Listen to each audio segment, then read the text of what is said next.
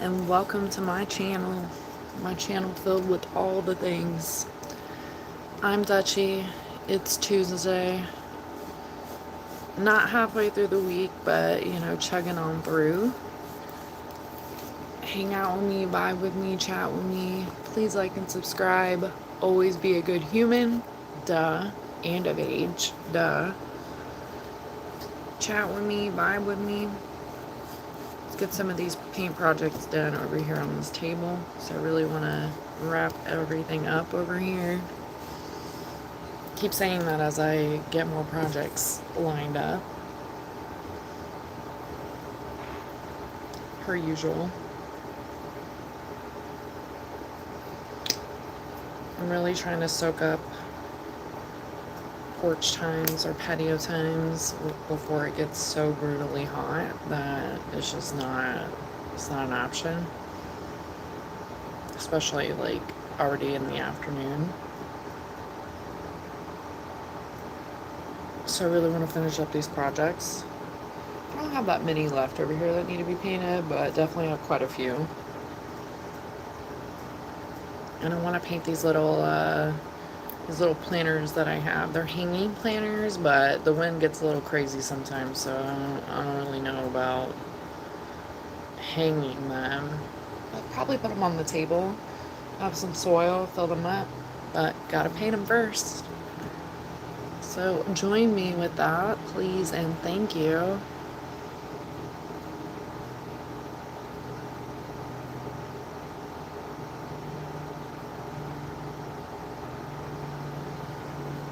I got a bag of quinoa from Amazon yesterday. Not what I was expecting at all.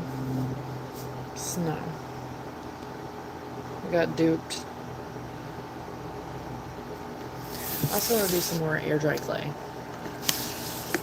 because as mentioned in my live yesterday, it takes time to dry those things, but I'm like, alright, I'm gonna paint, I'll let it sit, air dry clay, let it sit, live, let me sit. Sometimes I don't do enough sitting. When I'm at the desk, I'm like sitting, doing stuff. I was getting stuff done at the desk earlier, but then I'm like boom, boom, boom, getting all these other things done. It's like never ending, but manifest good vibes, good energy, some money.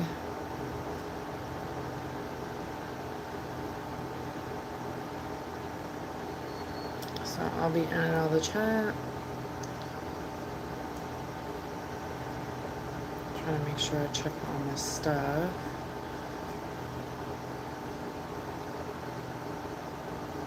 Before I'm invested in paint. I'm not gonna do gloves. I was able to peel off this other layer. I painted this many moons ago. It needs a redo of life. But it's peeling off like paper. So I'm like, was there already like paper that I painted over? I don't even remember. But it's not all like that. So it's interesting. I've decided with purple. I don't know if I'll add other colors, but I've decided with purple.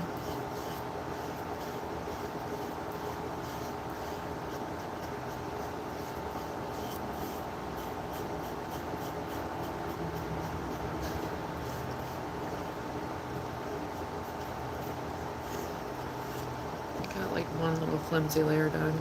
I don't think the rest, oh, it kind of peels, but not the same as that top layer. So I don't know if that was a sticker. I don't know why that was like that.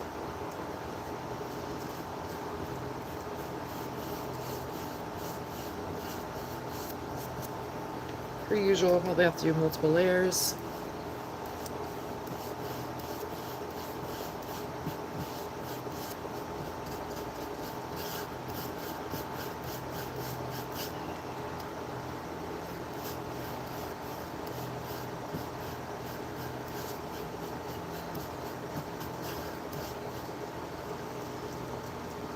Hi.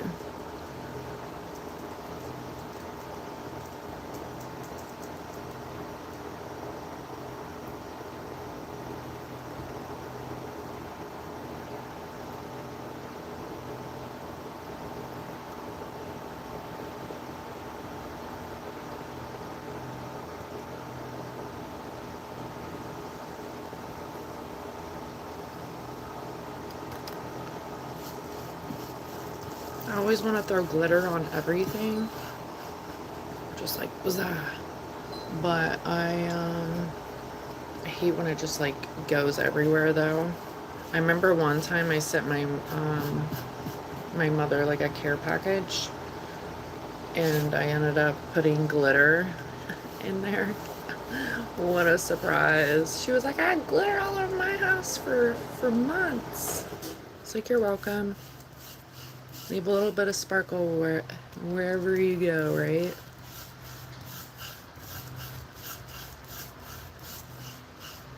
I actually got a dresser from IKEA years ago. It's like a little 3 drawer dresser, primarily for crafts and stuff, not like clothes.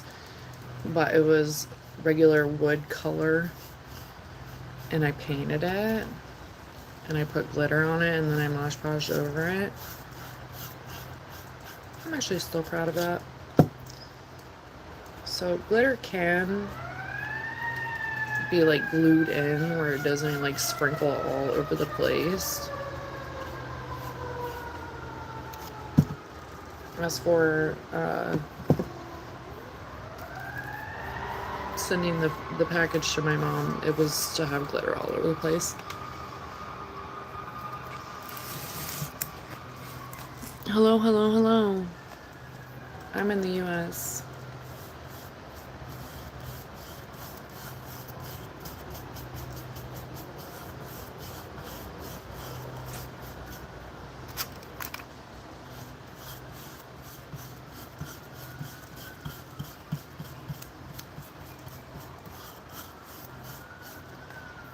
Absolutely 18 and over, but preferably like 25 and over.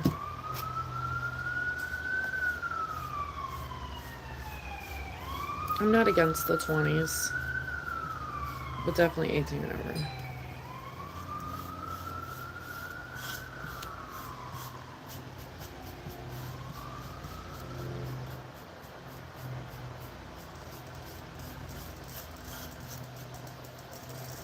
Alright, first coat almost down. I'm gonna leave the inside the way it is. We'll see.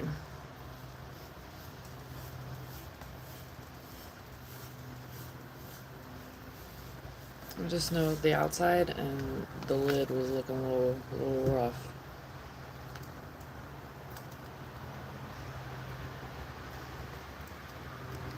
But I love this purple.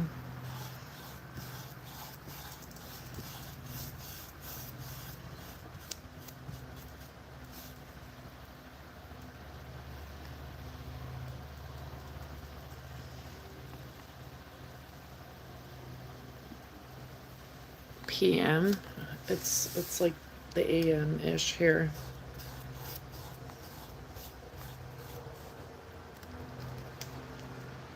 I'm in another dimension.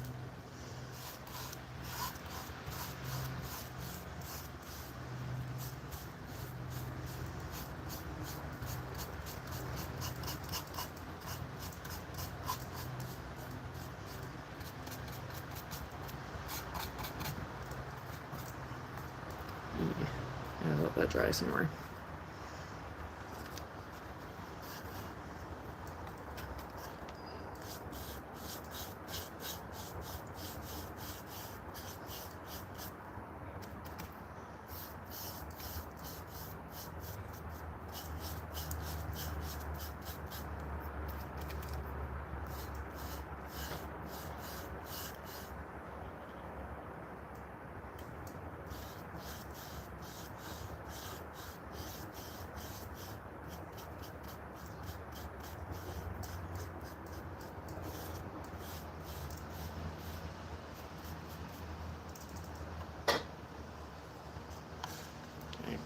Getting somewhere.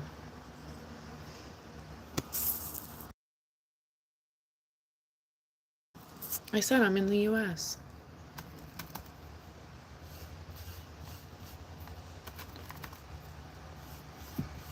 I'm like, you know, I answer. I'm from planet Mars.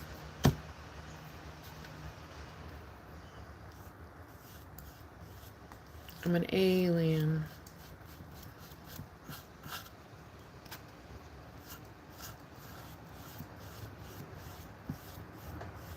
Okay, leave that alone.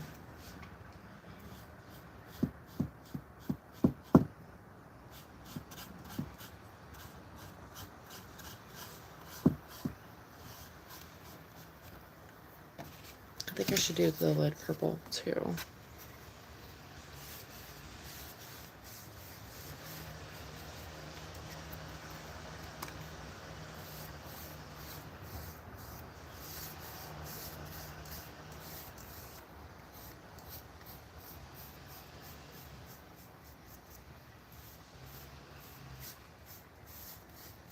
Get a base coat in.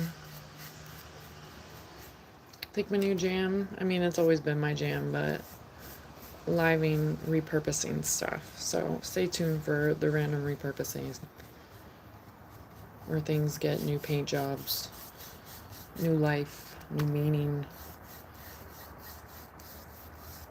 I went to the flea market this past weekend and I was out on the hunt trying to find some stuff that could be repurposed.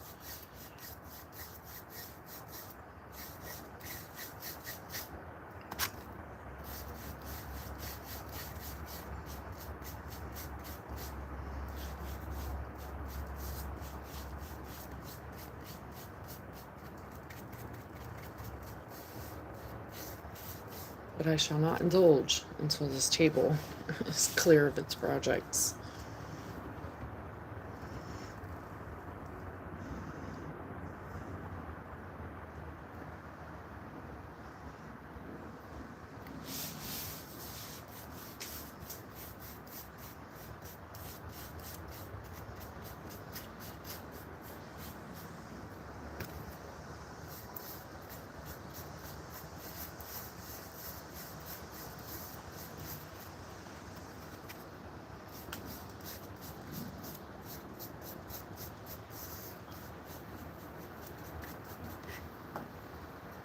The table's getting there though. I have definitely tied up some projects over here.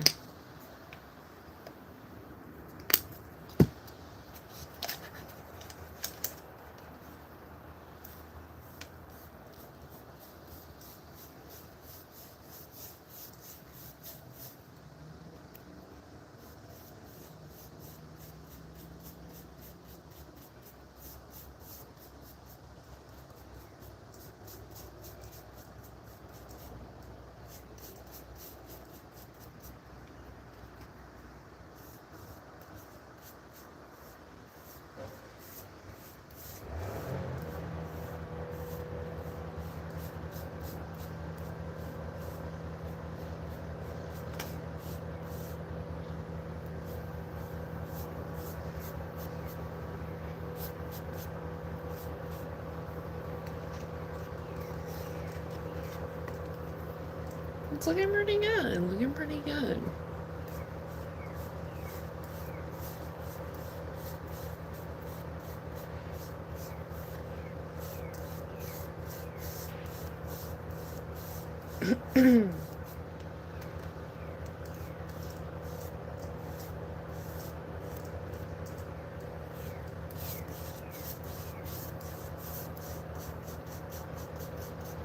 This like reminds me of a flower. And guess what the name of this paint is called? Purple Iris.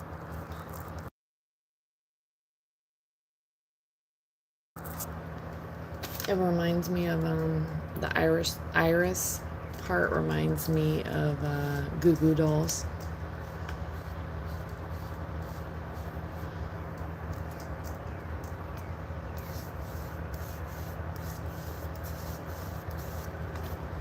I listen to that song on repeat growing up, and I don't know. It's just like one of those songs I'm like, alright, I listen to it so much it's enough, but I don't like not like it. I'm just like, no, no, no.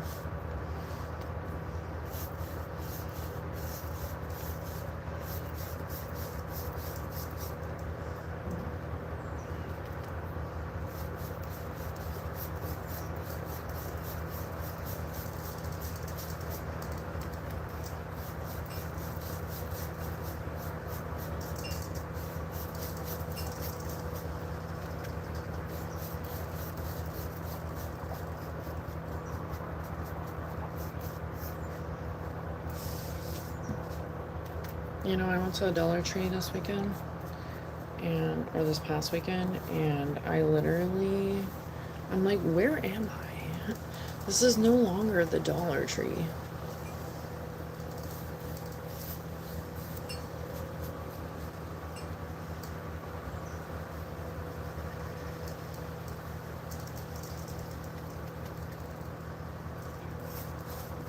Why do you need to know the time? Time is an illusion.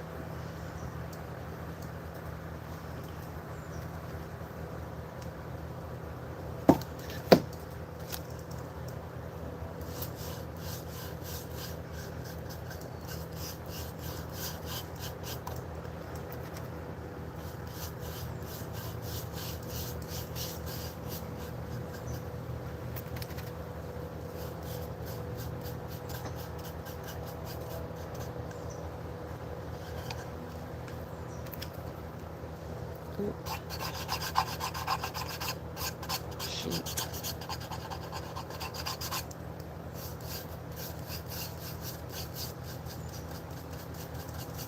Happy little accidents.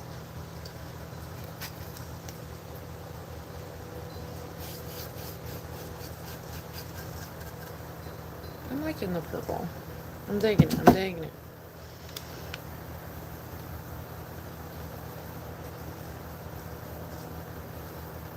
Doubts? What up, Draw Sweet? What up, Jax? And the pups.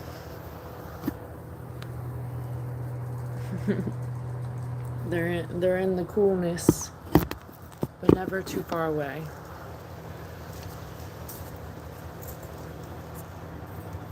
Yeah, I remember you, Shelly. I think from Davy's chat, right? Shelly. Was there another Shelly? Or are you the Shelly? Is there another Shelly that was around?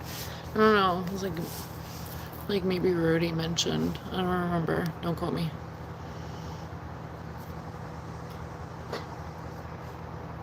From Coconut Husk. That's cool. Like what kind of crafts?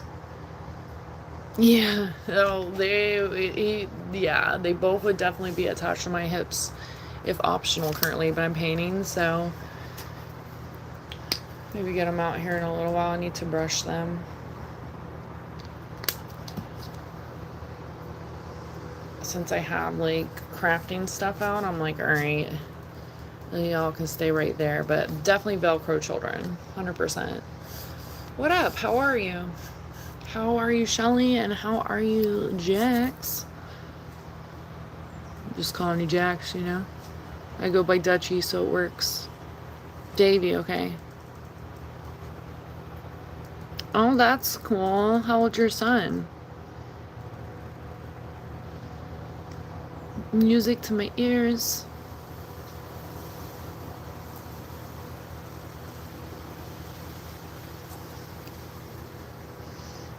Yeah, that's cool. Yeah.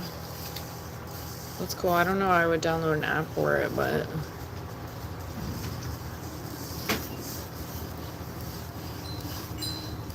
how's everybody doing on this fine Tuesday?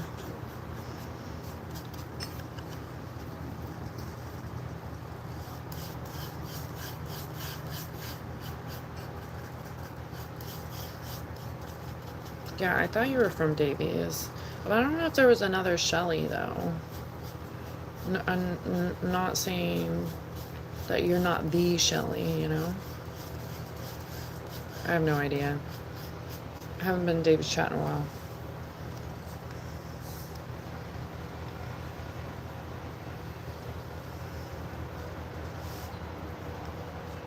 That's cool. Start his music career young, you know, and keep building on that. Your baby about to be 18. I don't know if it's just suggested something, took it away. I have no idea. Oh, swimming in the park. Is that a dog park?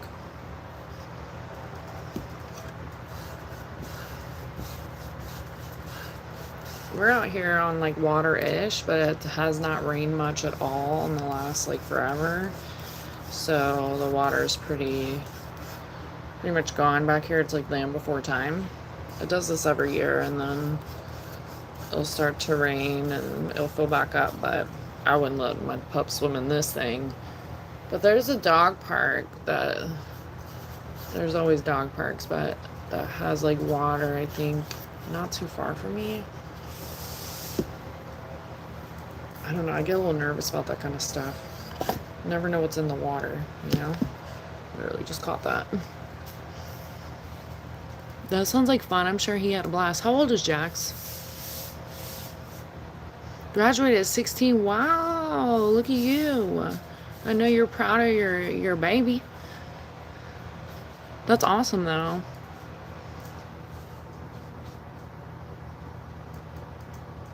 Oh, that's cool. Raising some artiste. I feel like we're all artists in our own ways. Everything is a craft and an art and a skill.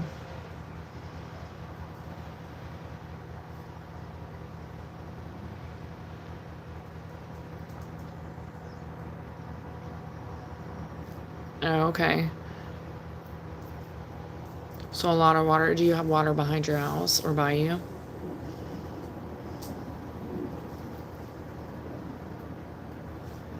Painting on the coconuts? Homeschool. That's interesting.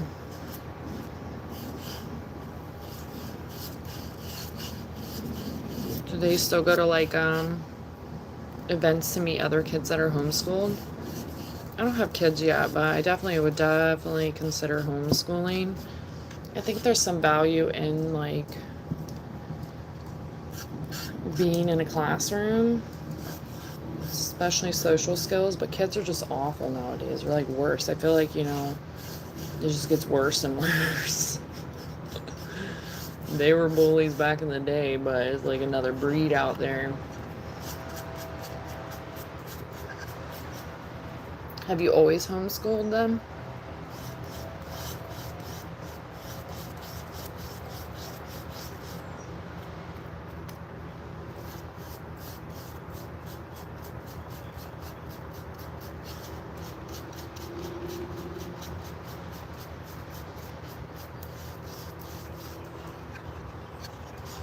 Well, I didn't learn a lot of stuff from a lot of teachers. So, I mean, I feel like some of the classes like in school are like literally pointless.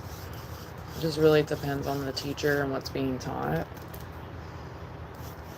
But shout out the teachers too, because they do a lot.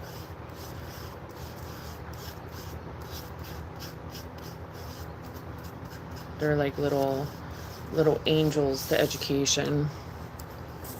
Oh, good Lord. Okay.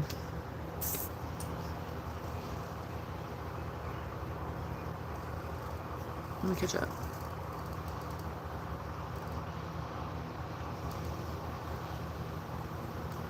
What they need educational wise, or that's cool for the group. Oh, that's awesome, Shelly. Need more of those in the world. That's some angel work right there.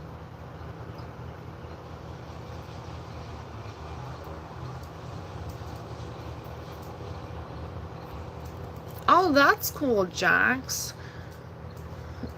Jax the pup, the artist. That's really cool, though. That's awesome. A cartoonist. That sounds inspiring. Honestly, I'm like always trying to create something.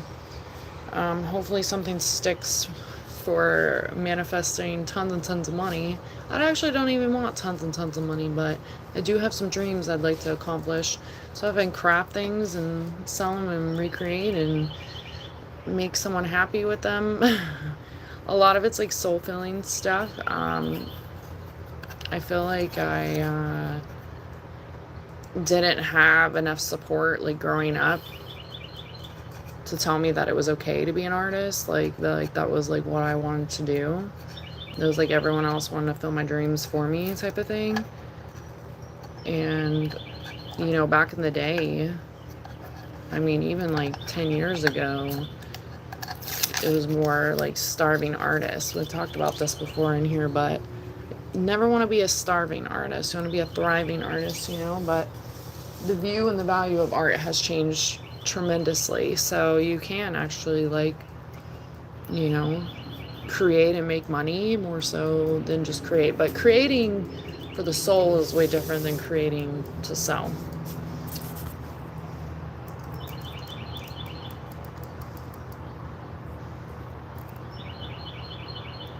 Yeah, I'm rude. Everyone say hi to each other. I'm like having separate conversations. Give me a second. 8 minutes away from water though. That's cool. Fresh water? Oh, I'm sure after COVID. I think about like, I don't know what it would have been like to go to school during COVID. And kids are nasty, you know?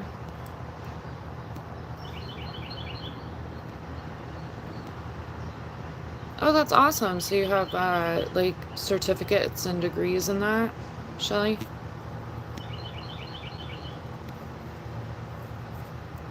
I don't know why I hid that, but okay.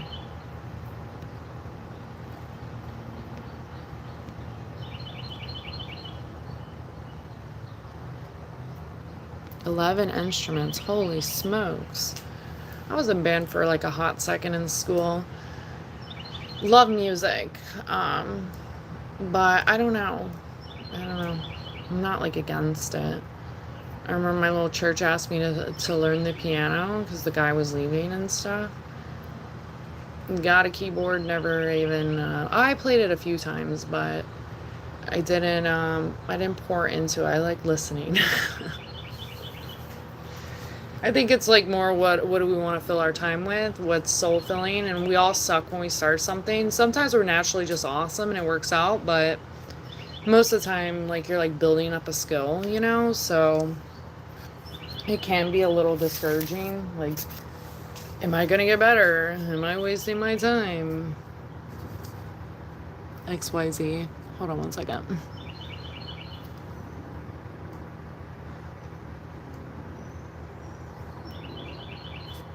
Okay.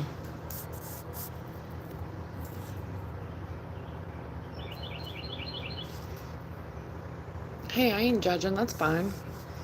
I think that makes everyone a little bit different. We all have our little, like, what makes us who we are, you know? And not to let things define us, but to let it just be like a sparkle into our story and our journey.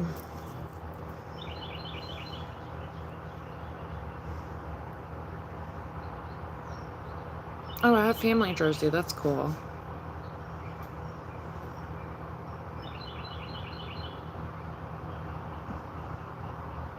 Holy smokes.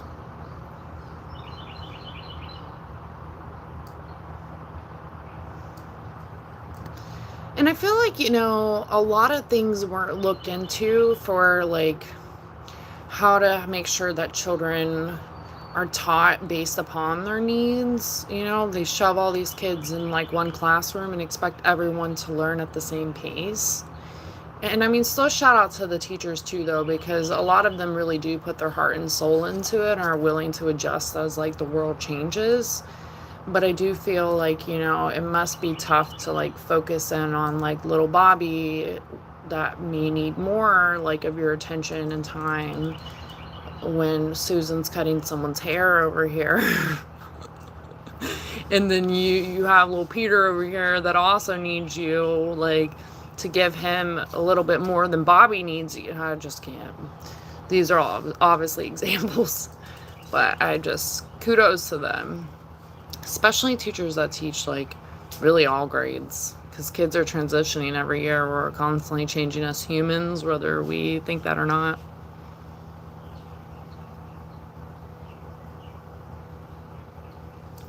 See, and like kids grew up now like with way different technology advances. Like I think back upon like when computers started really becoming big when I was even younger, and we were definitely learning a lot of stuff fast, but it's way different now. I swear they pop out of the womb knowing how to use an iPad. And I'm like, wait a minute. That's cool though. You never know where you can go with YouTube or anything.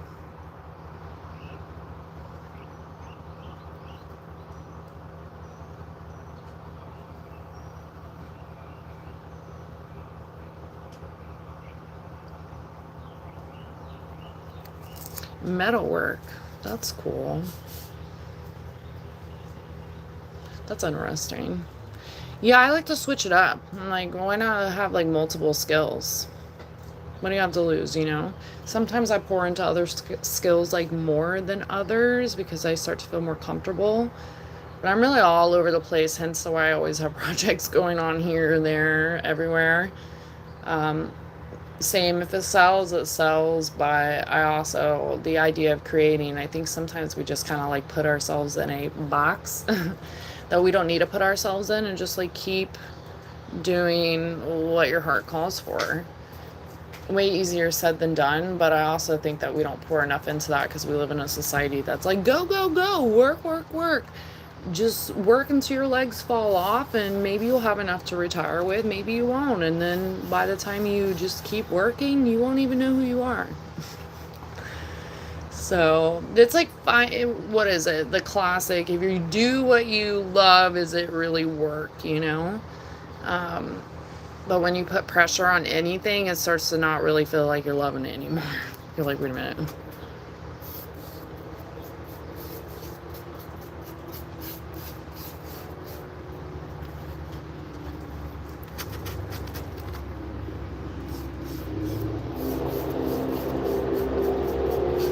What's y'all's astrology sign? It's telling. Hold on, let me catch up.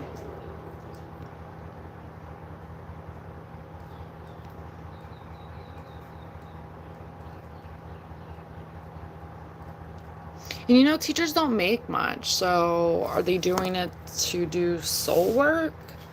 Angel work? Like, I don't know. It really is telling for when people are teachers, but when they're miserable, it's like, that's when you know, it's like, what are you doing here?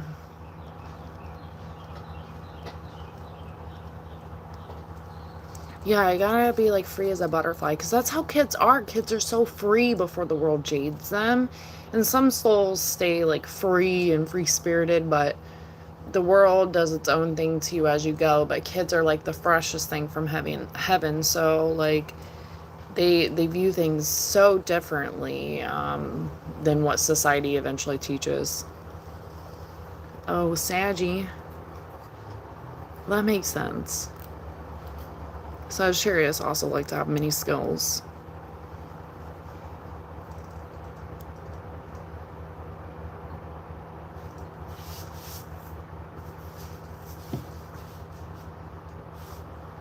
You're saying they support more functioning? Oh, Cancer. Oh, there's where the compassion come from too. Yeah, they definitely, it's not cookie cutter. But then that's when the kids get out into the real world and they're like, what do I do here? I picked up sewing the last like month and a half, maybe almost 2 months. And I've gotten better. But I take a break from sewing so I don't like trash talk myself too much to not do it again, while building the courage to continue to sew. But as I was learning, you know, I'm like, everything's a seam. And I said this once I started sewing in my life too, because I was like, It is so true. Everything is a seam. Everything is made from sewing. Why was that not something that we learned? Um, they spend so much time teaching us like math equations we're never going to use unless you're a mathematician. Or like focusing on history that some history really does matter. So I don't know if I'll use that one, but focusing on things that really don't matter. And I feel like we've come so far as a world, but we're really still stuck in times like that don't make sense in my brain either.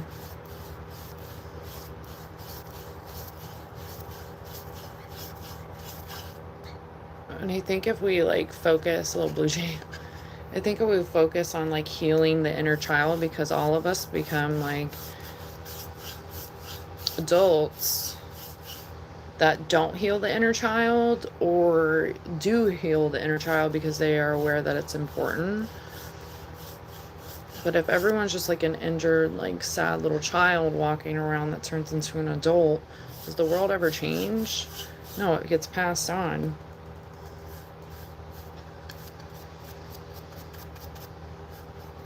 I can't tell you how many times like growing up I was told, you can't do that, it won't make you money. Yeah, that's not what you should be doing. You should be doing this, you should be doing that. And then when I try to become, I still am an entrepreneur, that's what I do, but changing gears, like getting off the hamster wheel of society, huge scary ass leap. But I was so like, I had to heal from like everything. I was like, wait a minute, society has like trained me to be like this and so dependent on this, and then have a routine because of that. And then you still don't really feel like where you should be in life. Like, it's like confusing. I had to really like relearn. Like, I've always loved art, I've always loved creating, and it was always about time before.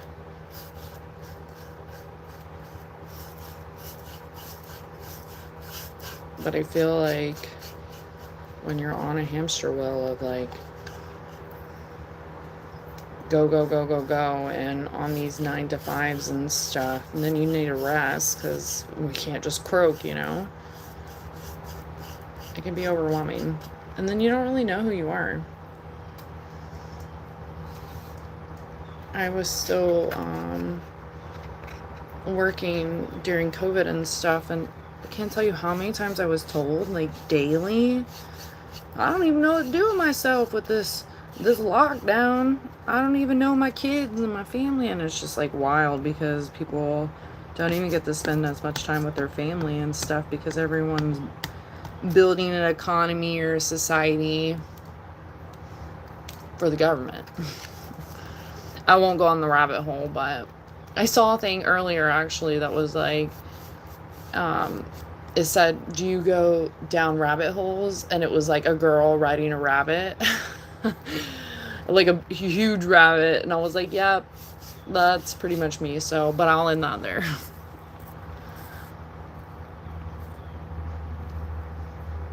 Everything is constantly changing, so we can like adapt or you get lost. You know, change is thrusted upon us. We don't really have an option, but it's how we handle it. And most of the time it can be good, but if you're not a person that enjoys change, it can be like traumatizing. Meanwhile, it could bring so much good. But to keep up with that constantly, but still stay in the rhythm of you need to work until your legs fall off, and you may make enough money, and then sometimes you make so much money and then you still don't even enjoy yourself because you are constantly working. So it's like this weird teeter-totter of life. I mean, most of those celebrities look pretty miserable to me, and they have all the money they need. So that tells me that money isn't the solution, you know. Meanwhile, we need money to survive. So funny. An orphan. Oh my gosh, I feel like we're talking about Annie now.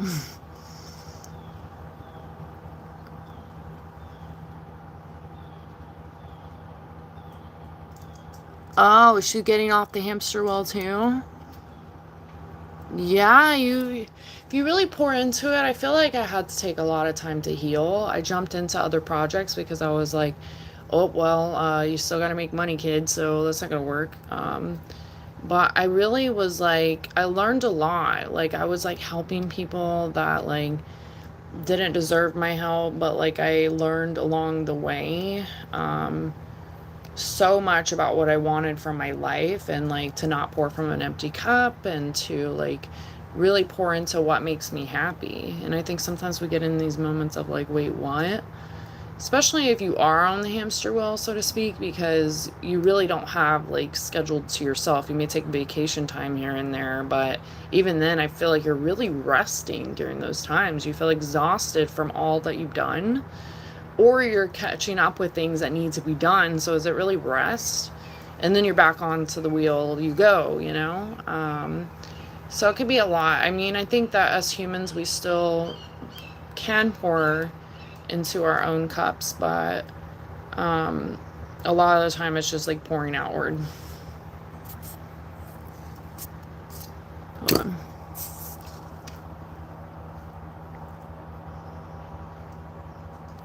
What is that phobia?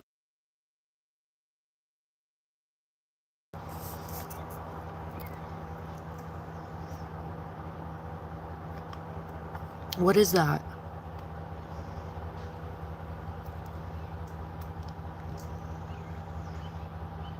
Hold on. No coincidences.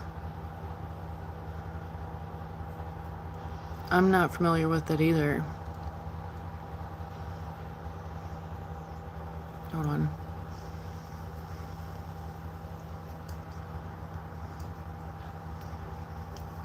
Oh my gosh. That must be really tough.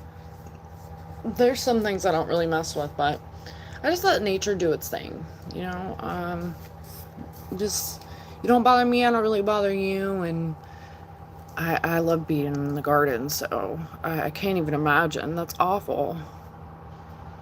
How do you work through that? Maybe like honestly, my like spiritual side is like screaming meditation, but I never push anything upon anyone. But I'm like visualizing meditation in the woods with calmness, like to gently work through those things.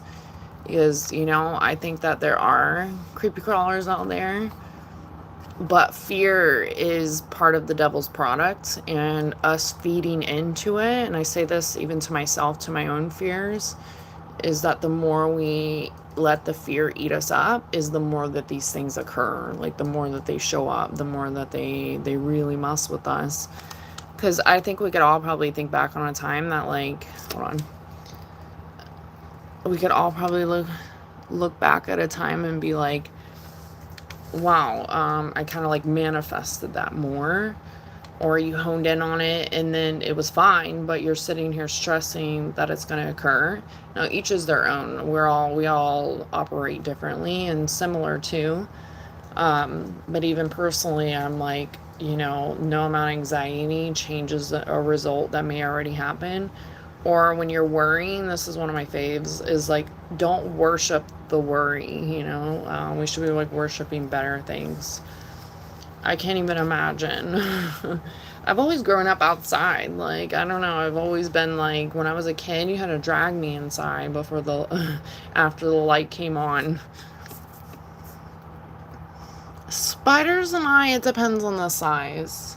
If they start looking like Black Widowy, yeah, that's a no for me.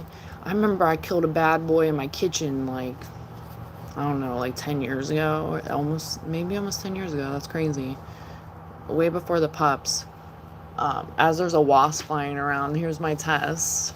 I saw him in here earlier when I started the live, and I was like, alright, because spiritually that means get your ass to work, essentially. He's like hovering over my head. I don't know if you'll see that, but what was I saying? And now I like got fixated on the wasp, so I'm like, see, I'm practicing when I preach. Forgot what I was saying. And I'm getting a couple calls back to back, so I'm like distracted. Oh, the spider in my kitchen. Oh my gosh. So I ended up like moving them to the next life. Depending on what it is, I'll set it free. It's like the Buddha side of me, the Buddhist side. But I ended up whacking it and it had babies and it freaked me out. Freaked me out. And then a few years ago, I cleaned out a house that, oh my gosh, I hadn't seen spiders this big before. Like crazy, crazy stuff. Crazy spiders. Insane. But spiders also eat things you don't really want. So it's like confusing.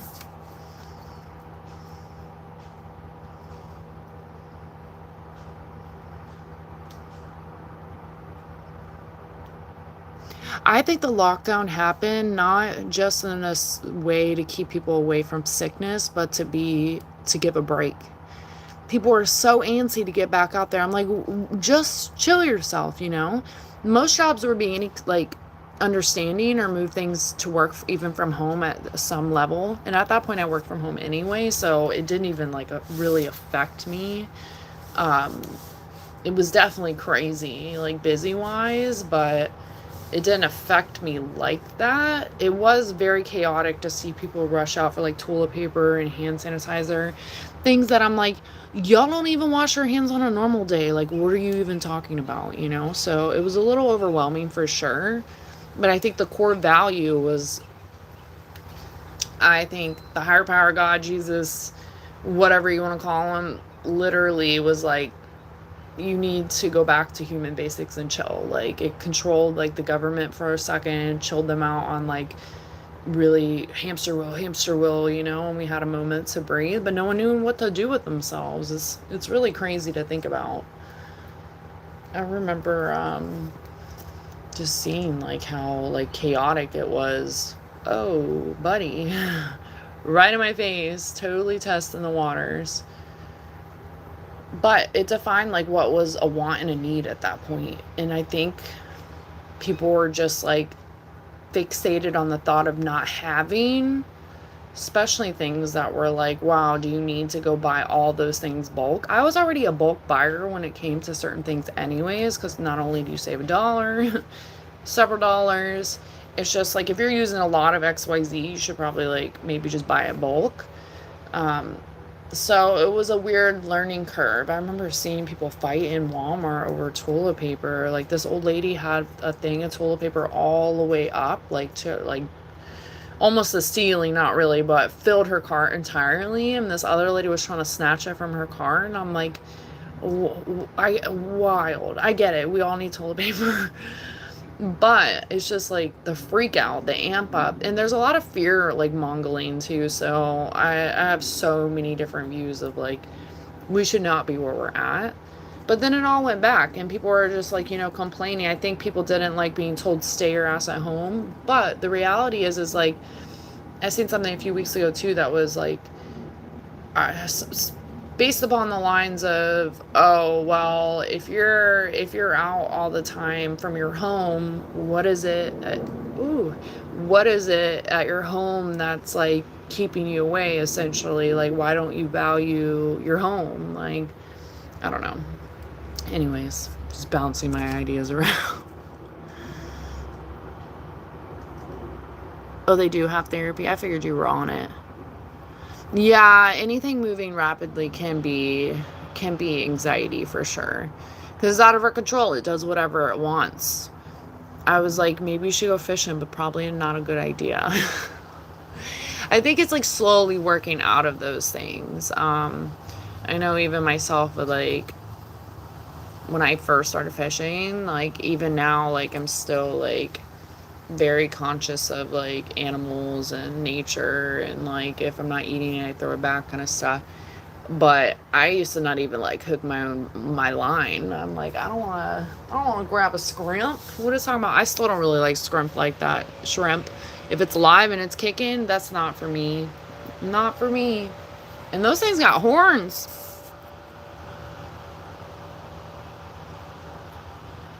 And flies are annoying, period. Starting to get a time of year where we get fruit flies sometimes. Ugh, I hate it. Yeah, the sensory. I figured it tied into what you were saying earlier.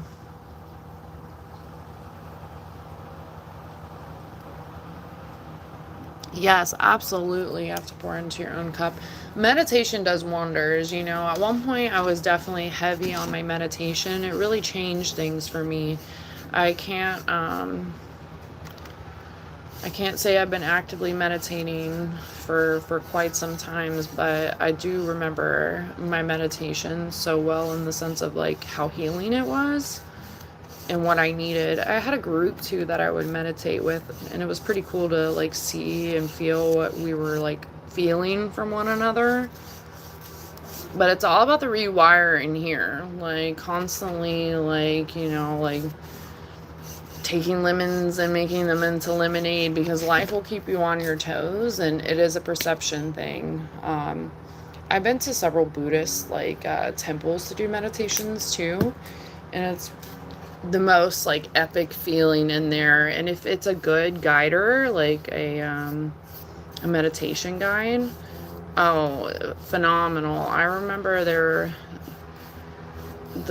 one Buddhist temple that I'm thinking of specifically, there was a few guides in there that would guide the meditation, but they keep you on track. Like your mind wants to start thinking about, what am I going to eat for lunch? What am I going to do after this? This and this feelings maybe, because it's an energy. It's just like maybe not here in that moment. And honestly, I've realized, like, this is probably me saying this out loud to myself too. I've realized like my undiagnosed ADHD started going off the charts again, because I'm not grounding that stillness that we all need. And practicing that can be very, very difficult, because we're used to being on the hamster wheel, or we're used to go, keep producing, keep making, keep XYZ, like, and we don't rest as much as we should.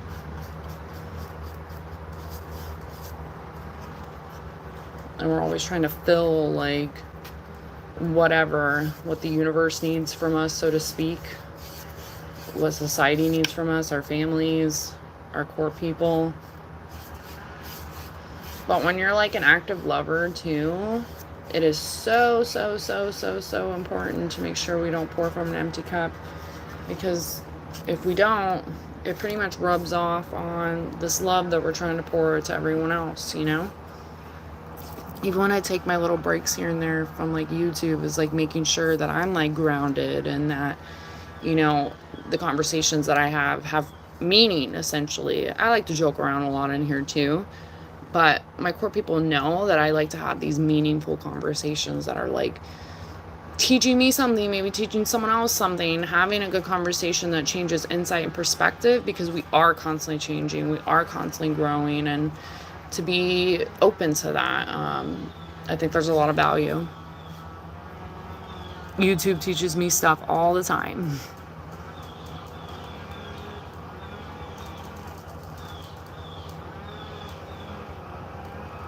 Shelly's on her phobia. She's like, that's not the one. Don't tell me to be putting bugs on them. Oh, hold on. I have to take this call. Give me 2 seconds. Okay. Jeez, y'all are probably gone. I'm so sorry. I was like, I avoided some of the other calls, but I was like, I gotta take that one. Fireflies are fun. I used to love literally fireflies, lightning bugs, whatever. Catch them in the jar and releasing them in the morning. But you know how that goes. It usually isn't a good release. So as an adult, I wouldn't suggest, just for the looks of it. It's sad. But I still remember how stinky they are. They're so stinky. Bees are fun. I love little honeybees. I got some really cool photos a few years ago of some honeybees. Definitely love the honeybees. I had one of my neighbors like next to me when they first moved into the house. I guess the people that owned it before probably dipped out because of that, but they had literally a huge wall taken over in honeybee. Like a bunch of bees had went in there and made a hive, and I guess the honey or the bee people came out here and got it out. They had to tear down the wall and everything, and it was just like sheets and sheets of honey. I was like, wow, it is pretty cool that people, everyone has their own things, but it is pretty cool to see that there are people that look past other people's fears, you know, and they're willing to do that. I was talking about animals the other day too. I always wanted to be a veterinarian growing up, and then I realized that blood and needles come into effect, and I just wouldn't be able to do it and make the wrong decision. I would never forgive myself.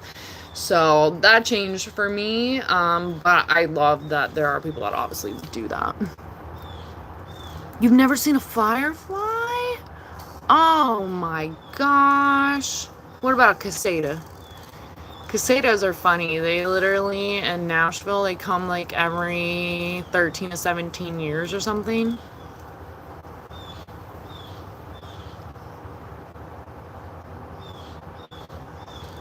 Yeah, insects are important. It's just like continuous like growth, you know? And then they'll look back and see how much they grew. I think like even when I was younger, like I used to always be catching things, like all kinds of different things, and had no fears. It's like that kidness in you, you know? But then as I got like wiser, don't like to say older, but as I got wiser, you start to learn that some things can like harm you, and then you start painting this like perception in your head. Good example too, love fishing. But before I was a fisherwoman, I literally used to swim far out into the ocean. Like I grew up in the ocean. So like there was no way that like you could scare me of sharks. Like I was just carefree.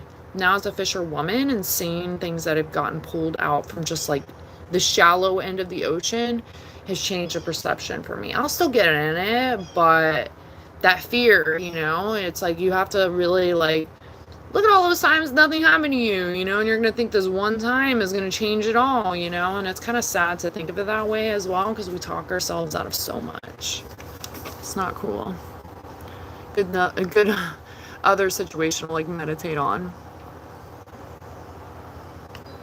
Have a bidet. I'm behind. Let me catch up. Oh my gosh.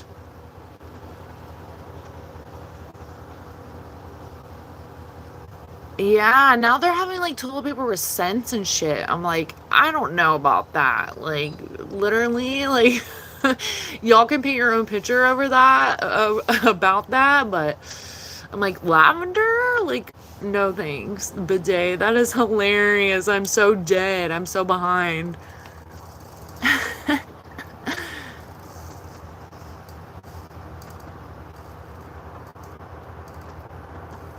Were you using them as like toilet paper wipes or like kitchen wipes?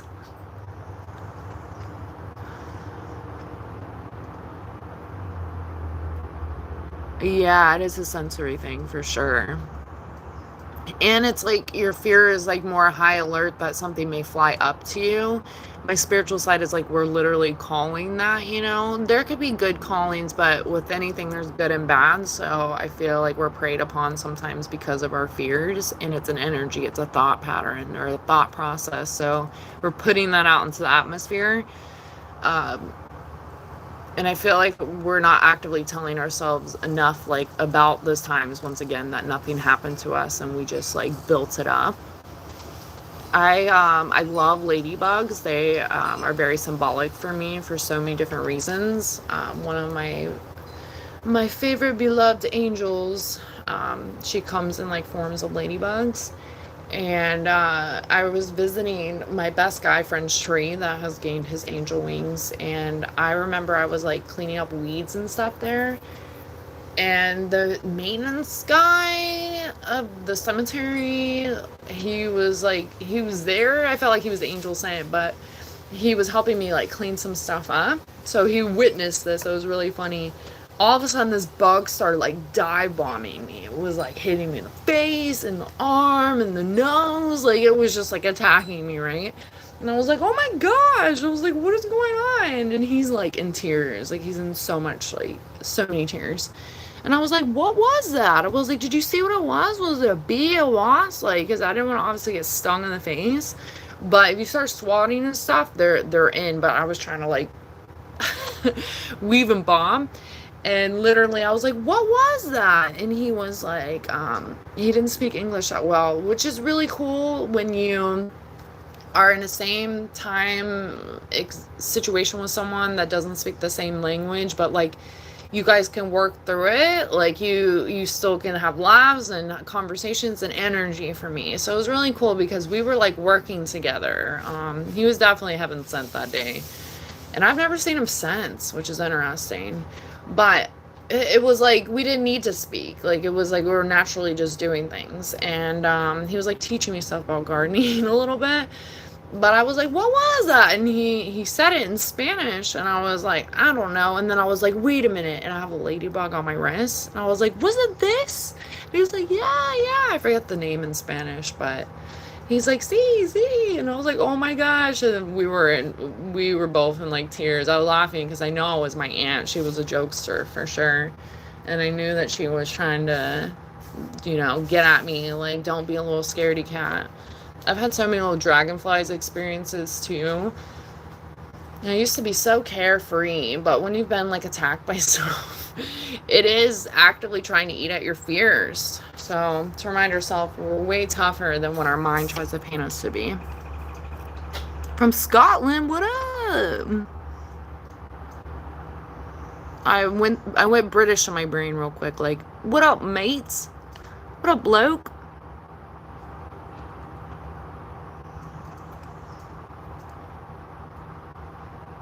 I'm always doing my healing prayers.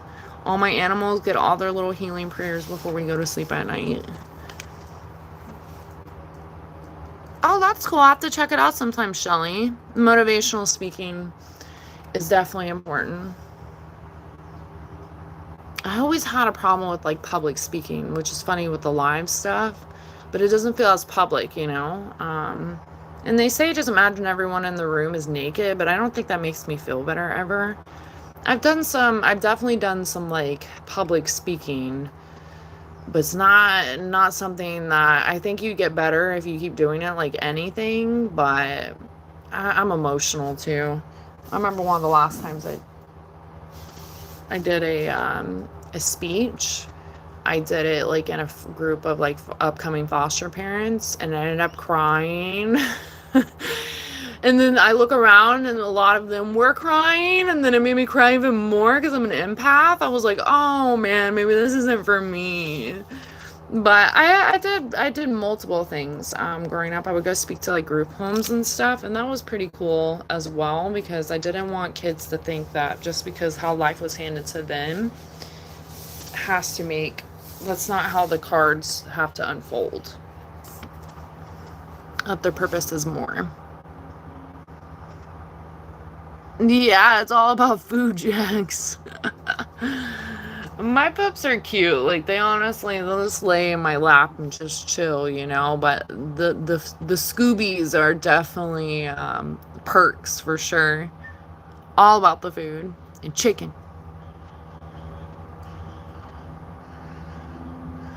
Wow, that sounds so healing. That's like healing music naturally. Maybe you can start doing some healing music. What up, Bama? I'm like, who? Me?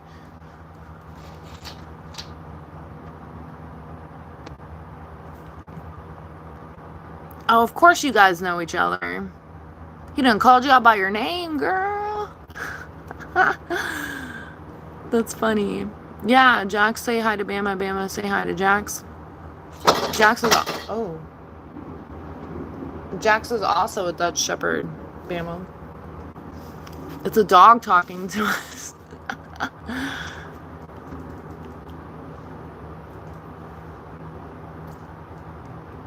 Oh, what's up with the community post?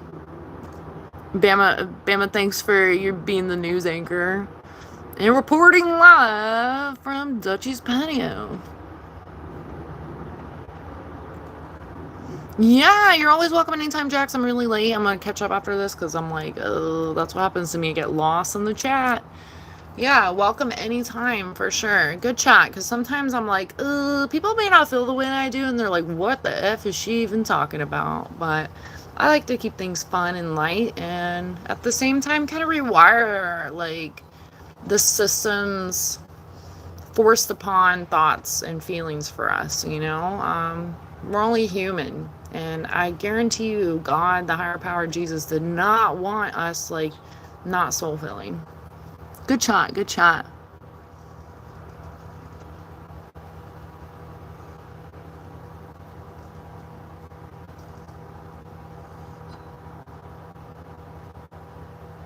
For the handle or the candle? Oh, I love the love. Bama's a little hardball, so I love that he loves Shelly. That's awesome.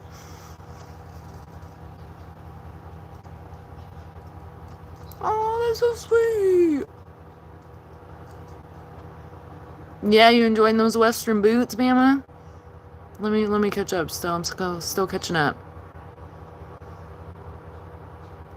Oh shit, I'm behind on the beehive. Fraggle!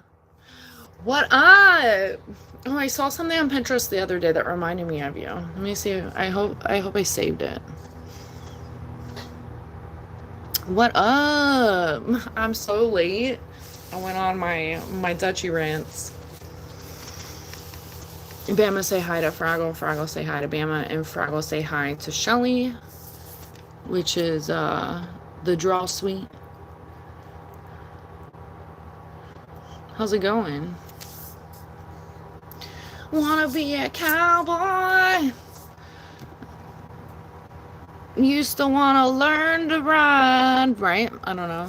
Rap yo. Yep, I lost it. When the tune comes on, it comes back naturally, but I'm like, without the tune, I'm like, imagining everyone naked again and can't sing. What up, Morky?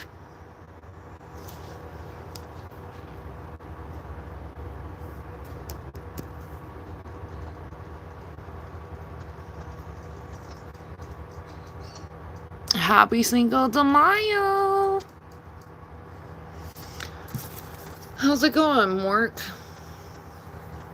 How's it going, Fraggle? How's it going, Shelly?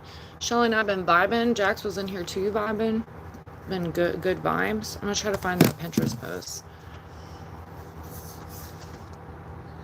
I'm pretty sure I saved it. I've been saving words lately too because I'm like, you need some more reminders of that.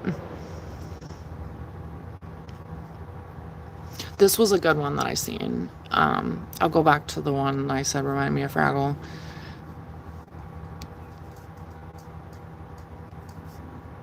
And I'm gonna butcher it.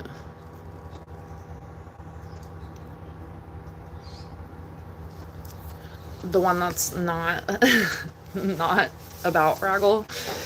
It's not, it was just reminding me of you because it's about French, but it said the other one, sorry, distracted, butterfly brain. It said, God spoke today in flowers, and I, who was waiting on words, almost missed the conversation. That's not the one, but that's also a good one. It was, I learned something very beautiful today in French, and I'm gonna butcher it. It's, oh, shit. I don't even know if I can say that. I'm like, where's my French teacher, Fraggle?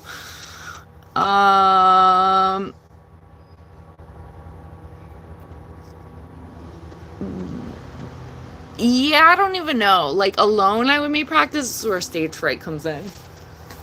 It's like, I really don't even know. When I seen it, I was laughing. The last part I'm a little bit more confident about, but the first word I'm like, I don't. I keep getting stuck, but it says blankety blank means your inner library, the invisible shelf you carry inside, filled with every story that's ever shaped you. All the books you've loved, the heartbreaks you survived, the random quotes that stuck, the memories that built you, they all live there, quietly reminding you of who you are and how far you've come. So it's like talking about like an inner library. And it is, like, we are like an inner, like, we're pretty much a library, and we have so many like books that contain who we are and what chapters we've been on, and our crafts and our perks and our sadness, our fears. It's like there's a book for everything.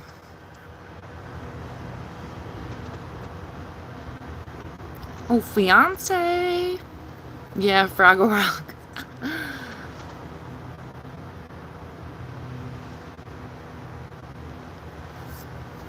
I don't really celebrate. When I was younger, I celebrated Cinco de Mayo, but I think that was just like an active reason to drink, which is what I think a lot of people do that aren't doing it for culture reasons. That's cool. You gonna have some beer, some burr?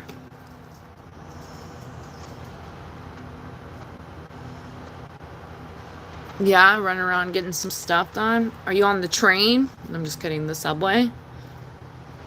Oh, thank you so much. I'm like barely did my hair today. I appreciate it, Shelly. So are you. You know, it doesn't say who the quote was by. Are you trying to look up the word I can say? It's like bibble. I can't even do it with like an accent. I can't even do it like normally. So like a French accent, I feel like my French teacher like beating me over the head with the ruler, or probably like a brick because she was fierce. It's like BIBLIOTHEQUE. So biblique. And I'm like, no French person come in here and tell me I said something off the wall. And then it's like in a INTERIEURE. So intertour. See, ruined. I'm like, I'm getting embarrassed. I've been saving some really good words lately. Another one was, blessed are those who see beautiful things in humble places where others see nothing. And that's by Camille Passio.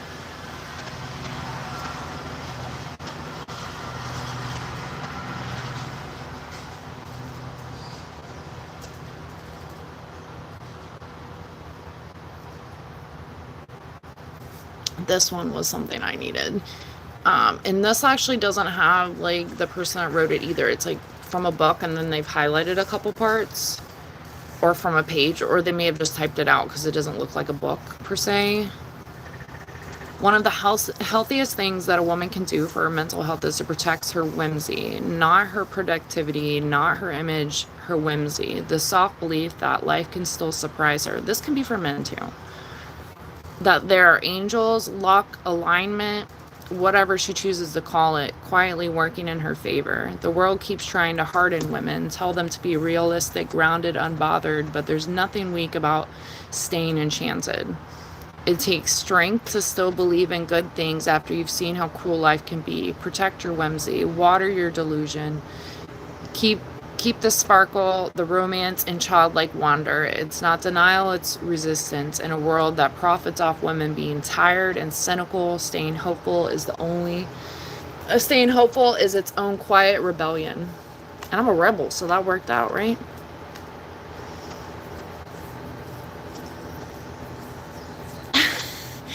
I told you what it meant. It meant inner library. It means your inner library, the invisible shelf you carry inside, filled with every story that's ever shaped you.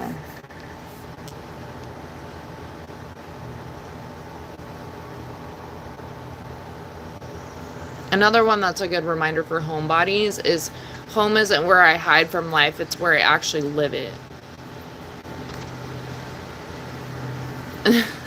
There was one that I saw that was perfect for me too. I'm happiest when I'm home doing my granny shit. I'm like, yeah. Oh, this is a good one. No one's supposed to understand your calling. It isn't a conference call. That one is perfect.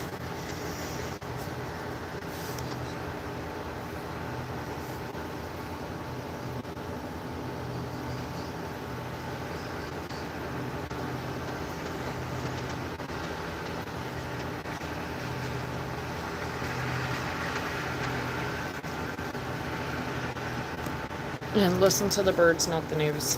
That goes without saying.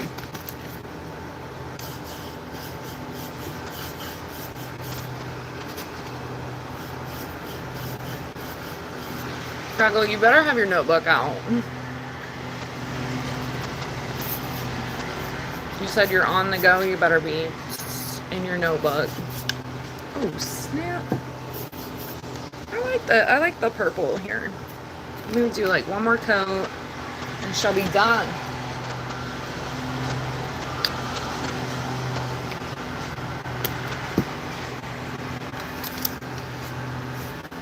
I say that, but I need to still put some Mod Podge on it. And then it will be done.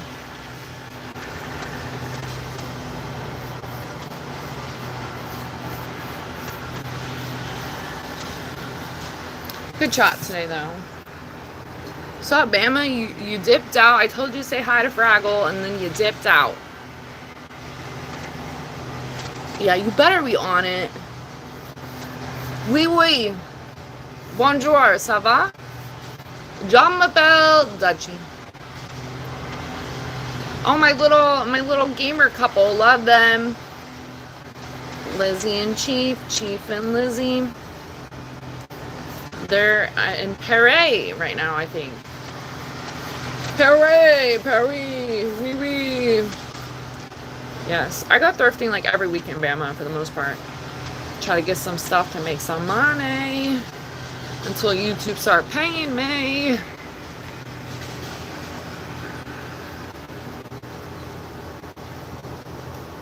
But even then, I'll still be thrifting. I went to the flea market last weekend, though. I didn't go to the thrift store.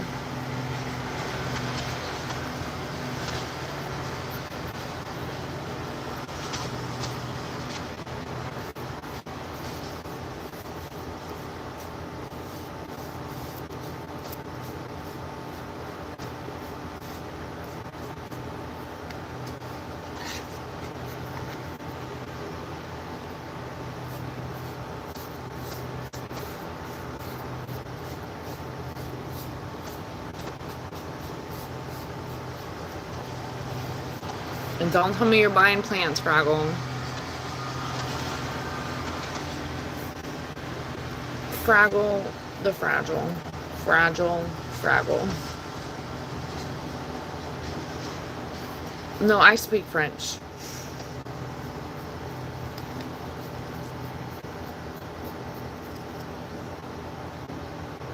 I don't think he speaks French. It's just, I talked about taking French growing up. And I think that's why he speaks French to me. But either way, bonjour. Bring out the baguettes.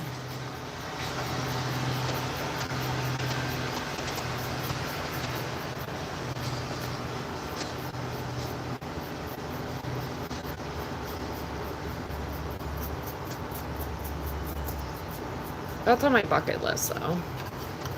Oui, oui. Ça va is how are you, but it also means good. I remember, like, bare minimum. I took Spanish, too.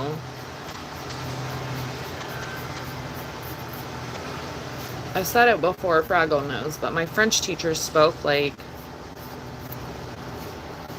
11, 12 languages. It was a lot. So when she would go off the shits, like, because she was crazy, but she was going through a lot. I learned it later on, so my perception changed. But she would just start blurting out all kinds of stuff. I'm like, lady, what are you doing? That was enough to scare us all. That's for sure.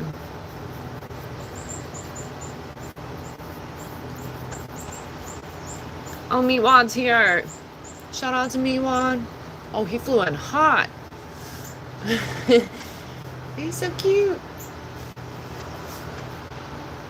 I love it. He's gotten to the point where I can throw, like, peanuts lightly to him in the morning, and he doesn't just, like, take off. The girl was like, don't be taking peanuts from her, take them from the stand. But him, he's like, no, I get the hookup.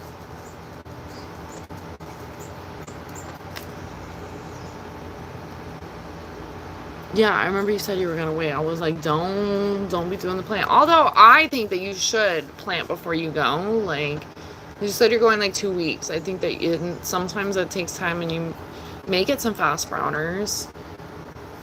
But I know that you're like, I don't want to do it, and my roommate's messing up. But I still think you should plant some seeds.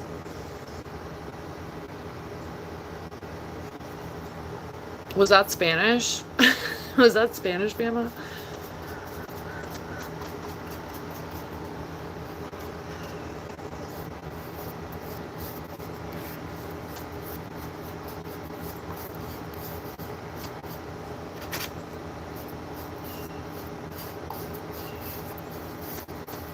I know a few words here and there in different languages, but not anything actively happening, like tons and tons of words now.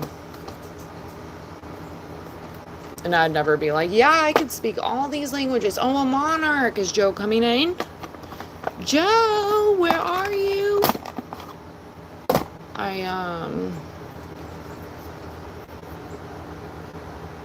think I'm gonna do a black on the inside.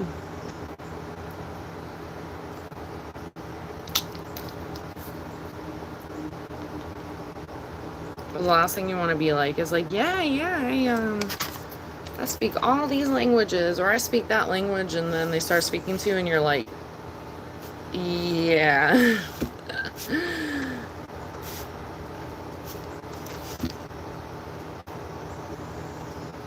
Retracted? Oh no. Favorite fruit? I don't know. I love like a lot of fruits, if not all of them. There may be a couple I don't like that I'm not thinking of currently.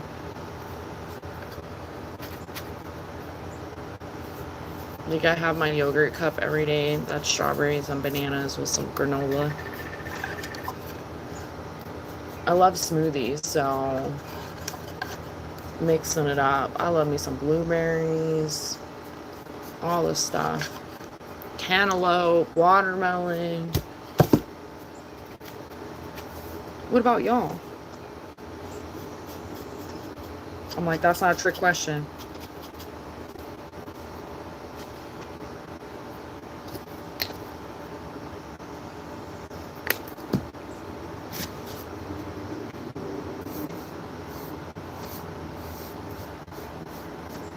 One day when I get some land, I definitely have some fruit trees. The only thing I worry about is like rats. You have to actively stay on top of cleaning it up, which I plan to obviously eat the fruit that you bear, and it takes years before a tree will usually bear fruit. The last thing I want is any rats. These little pests down over here by the crime trail. The one of them cut down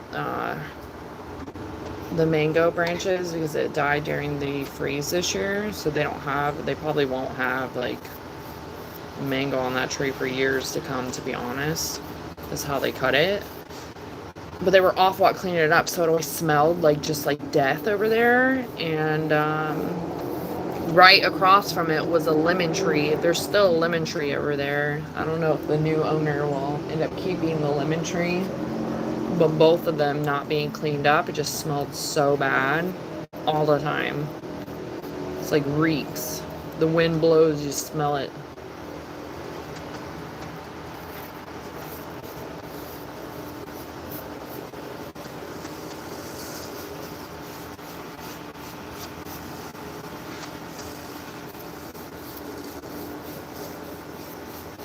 Well, my strawberry garden's booming. Literally, the last couple of weeks, I've gotten so many strawberries from it. I wouldn't say so many, but definitely more than I've ever had. And right now, I just have quite a few growing, but they're not ready to be picked. So always fingers crossed. I had 2 the other day. There was a teeny tiny one, and I ended up just replanting it back into the garden. It was not like life-changing. And I've been trying to eat them in whatever way, like through my yogurt and my smoothies, straight up. But then there was another one that a little animal must have got to it because it had like a little bite taken out of it. It was like probably a squirrel. I'm like, dang it. But I replanted it back in.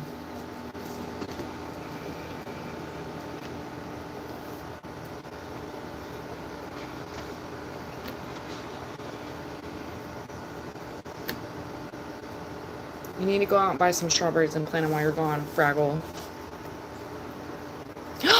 Joe! Your ears were burning because I just saw a monarch. I'm like, you can even run it back. I said, Joe must be coming in because I seen a monarch. Oh my gosh. You're probably gone now. Flew in like that monarch. In and out.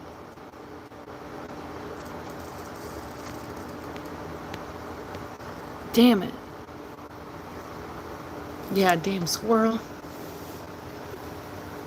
That's what my pup says. When I had the strawberries on the other side of the house, I never got to the strawberries. Something was always eating my strawberries. I've been more blessed this time over here to be able to eat what I'm growing. But I'm pretty sure it was a squirrel.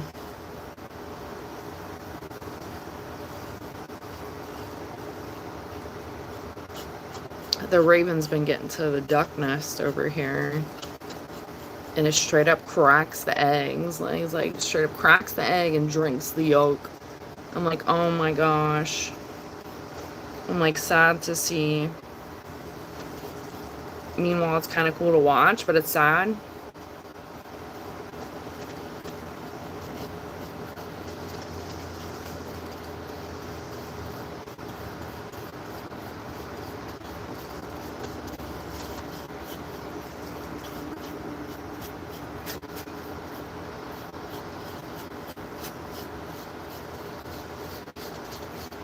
The squirrel's crazy too. I done told y'all that the squirrel broke into my house one time. Broke into the office. And this was before the dude drama criminal stuff going on. So I would have my windows like open all the time. Like all the time. And that was my fault. But I would feed my squirrel and he would jump on my window, the little guy. Crazy. But there was a little rip in the screen. Now that I look back, it all adds together what was happening there. Save that story for a different day. But I would drop the peanuts through the little rip in the screen. Yeah, well, he got in. Crazy. He ended up letting himself out, but I was like freaking out because I have a lot of glass and stuff in there. And I was like, oh my god. Gonna bust it up, and I have fish tanks in there.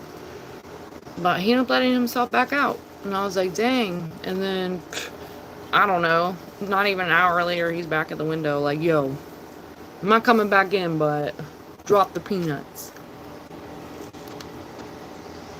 Yes, strawberry shortcake forever too. I love me some strawberry shortcake.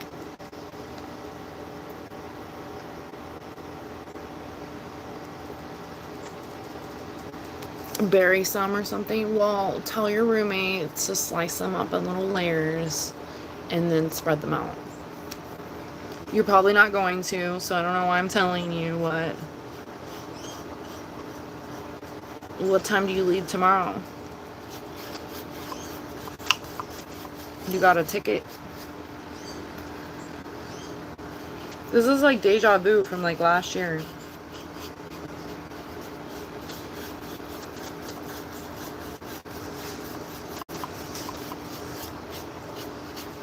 I'll try to live to keep you company, you know.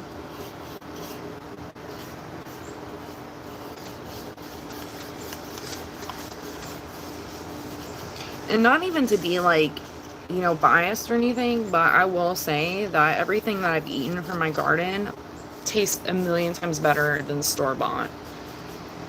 I'm still perfecting the craft of gardening, but it just tastes better.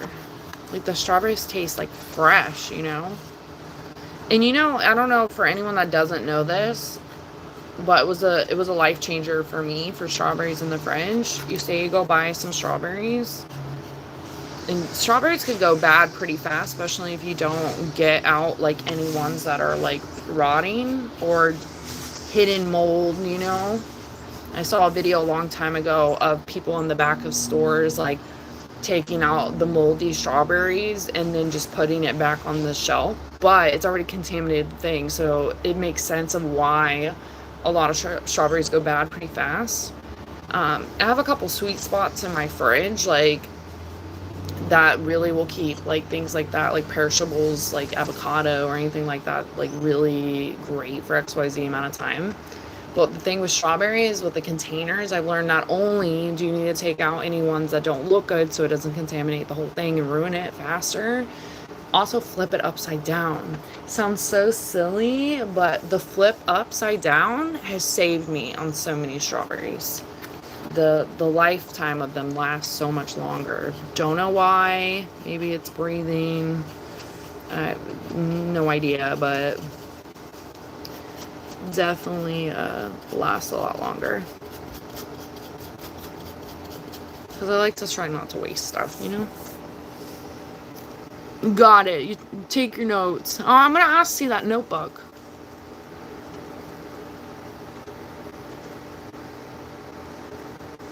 Is it like deja vu? I was like, I wonder if it'll feel like that, because it does kind of feel like that. I'm like, how will we rewrite the story differently this time? Her birthday's coming up too. Happy birthday to your Taurus mom. Is that one of the things you're doing today, is going to get your ticket? I guess it would be really rolling the dice to wait to get your ticket tomorrow, because what if it's not available, I guess? Can you buy the ticket in the same day? I feel like something happened last year, though. You didn't miss it, but they sold out. It was delayed. Something happened last year. What happened last year? I forgot.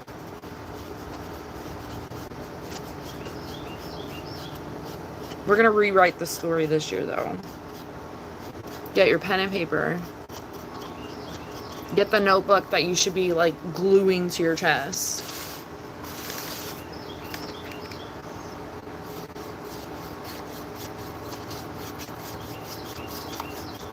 Come on, you're getting wiser now, Fraggle. Wiser.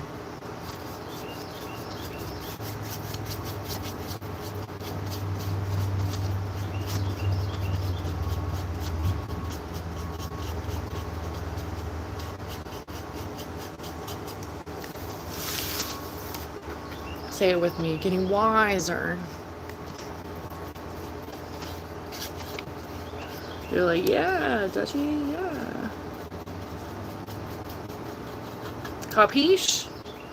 No, I'm just kidding. That doesn't fit in there.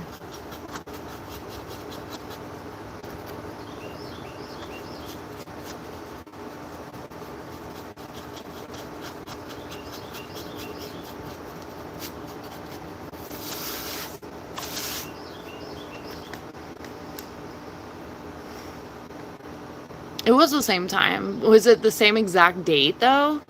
Or are you, like, talking about your mom's birthday because it's always the same time? I know you're talking about the trip, but was it the same date? Are you going on the same exact date? Then that could be, like, extreme deja vu, and I feel like you should rewrite the story. Oh, you bought the wrong day, so it was your fault. I remember there was something about the wrong day, or you couldn't go the right day, or... Alright, rewrite the story once again. Buy it for the right day. One job. Oh, and to go get some nerds.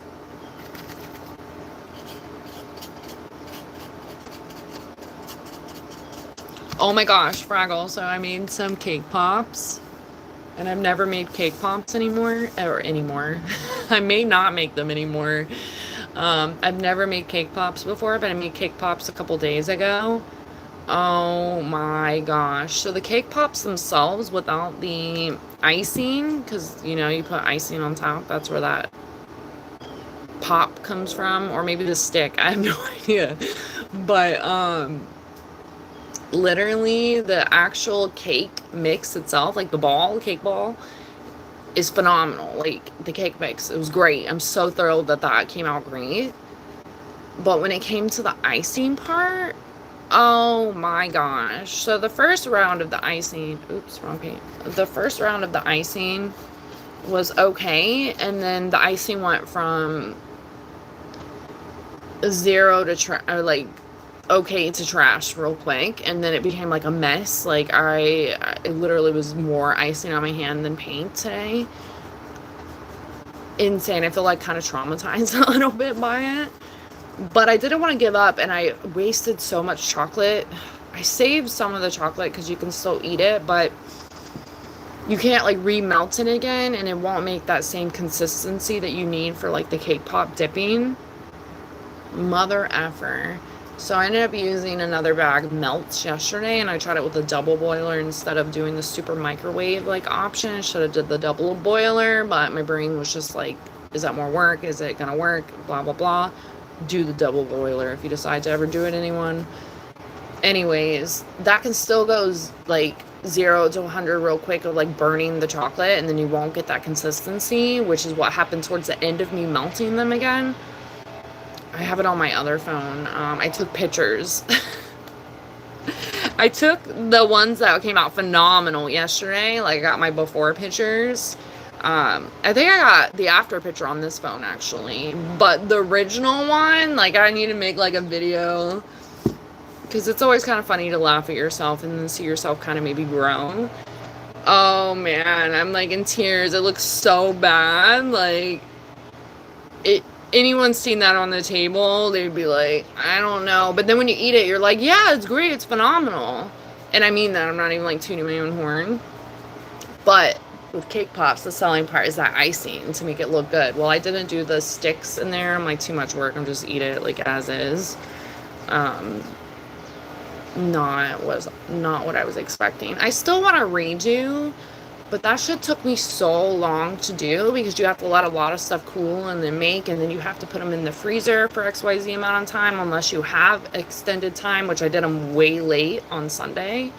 So everything was behind. I ended up putting a Home Depot trip in there too. So by the time I got back and made dinner and took the dogs out and showered and all this stuff, like it was like, damn it, I still gotta do cake pops. So to ruin the melts, like it was pretty annoying. I'm not gonna lie. And ended up putting it in the freezer. But if you skip the freezer option, you could put it in the refrigerator for an hour and a half and then dip it. Yeah, I made them from scratch. I want to show the before picture. Hold on. I don't think it'll look that great on live. I have the after picture of yesterday's, which I was like proud of. But the day before, two of them turned out great, and then the melt went from like just chocolatey melt to like sponge to not even like, it wouldn't even stick on it. It was just sticking all over me. It was awful. Literally. Are you ready? I don't know if I have the after picture on this one too though.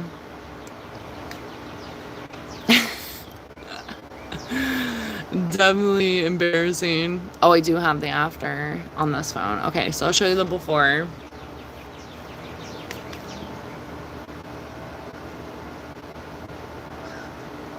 Oh, is she feeling better now? That's no fun for her birthday. That sounds awful. You better do everything she asked you to do, and not just because she's a Taurus. That doesn't sound fun. I hope she's definitely feeling better.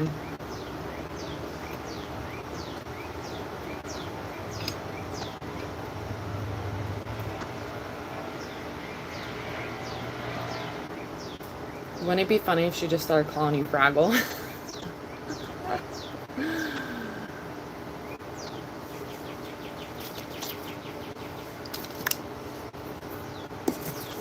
Are you still here? I'm gonna show you the before. And then I'll show you the after. But I got these melts months ago and haven't had like a reason to use them. Like I have a little fondue melting pot. It's like literally a miniature little crock pot. And originally I put the chocolate in there, and then I was like, fudge, like I forgot this thing takes a little while, and I was rushing the process. Taught me a lot of patience during this. And then I was like rushing the process and ended up not turning out the way I wanted to anyways by doing the other processes. So I was like, oh my gosh, I just should have should have not tried to rush anything. Lesson learned. Okay, you ready? I don't think I'm ready. I showed a couple of my friends. And I was just like, yeah,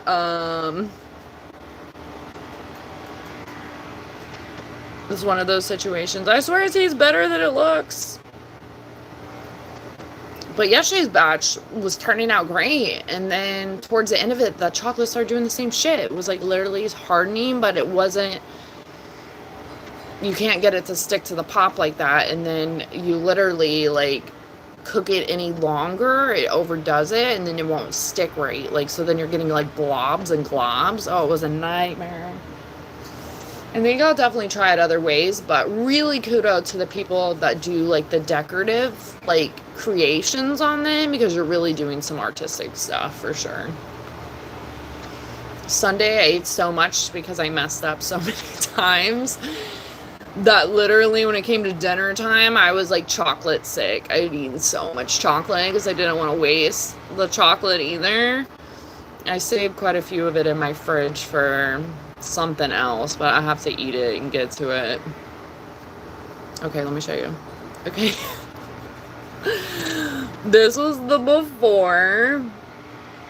One of them doesn't even look like it was dipped, so I switched chocolates. I had a royal blue one that tastes like vanilla. Excuse me, it tastes like vanilla even though it looked blue. But the other one I switched to milk chocolate because I was like, okay, I have some more parcels left, so I'll go ahead and use that and see if there's any difference with like a different way to try to dip it. Yeah, no, it was worse. Literally worse. I don't even think you could barely see it, but it was so bad. It looks like just like balls of shit. It was awful.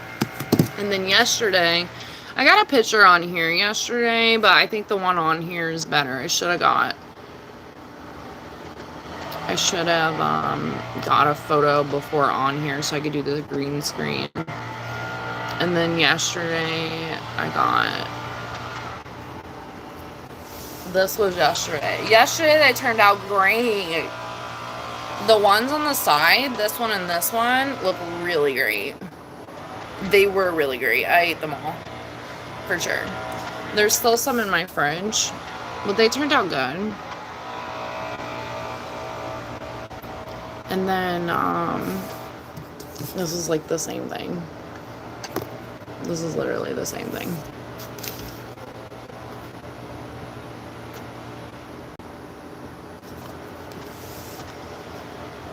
Yeah. So I felt better yesterday doing it again, even though your mind tricks you that you'll be a failure again. So I felt better going back and doing it with the double boiler, but then it had the same result towards the end. So I was cooking the chocolate too long. I should have kept it on like a simmer or something on the stovetop, but I was like playing around with it, like, okay, well, what are the temperatures? What can I do? Because on the stupid bag for the melts, not the recipe that I use, the melts like saying that you should use the defroster button for the microwave, and I tried it that way. I tried just making it like with regular heat without the button option. I was like, what is happening here? But once again, it can go really south really fast with melting chocolate. I'm like, please, I'm glad you got a laugh. Was it a fucking mess? I should have took a picture of my hands. I think it's good to laugh at yourself. My after picture makes me feel better about life. Oh look, this is another one. You can see it gets blotchy. It's like the show Blotched, but like with cake pops instead of someone's face. These are the different blues. Awful, awful. I was like sitting here trying to paint these fucking cake balls. And I was like, it looks like shit balls. But these look pretty good. The 4 in the corner, besides the other 2, are kind of start getting jacked up. But the 4 were actually like pretty good. And this just looks like someone just like threw it up. Like, this was supposed to be entirely milk chocolate. That did not turn out. This was the okay one, and then this one was just, like, get it on its good side. It's like, get your good angle in, you know? No, there was no good angle for the one that was supposed to be chocolate. It was just awful. But I have to redeem myself again, and then it turned out pretty good. Yesterday, I was, like, definitely feeling better about myself. I actually want one now. I actually was feeling better about myself redoing it, but wow. I literally just wanted to crumble them all up when the chocolate started going to shit. I was like, ugh. But I'm like, you could eat them regardless. But as mentioned, I will say the recipe treated me well. I was impressed that the recipe turned out the way I wanted it to, because that could have gone south and then the whole thing would have been a bust.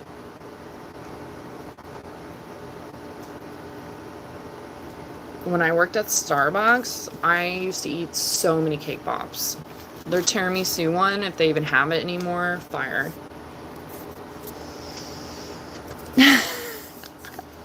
I hope you're really laughing at me or with me, but wow, embarrassing. Embarrassing. I actually felt kind of proud. And then I didn't.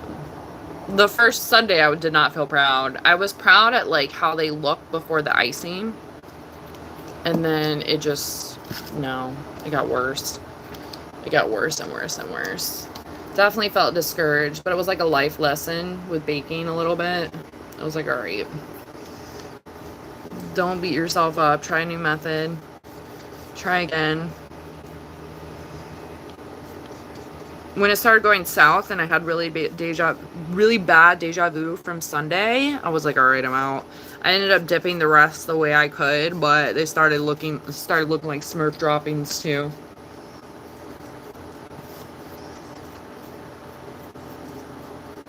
I'm glad that they don't make your mouth blue though.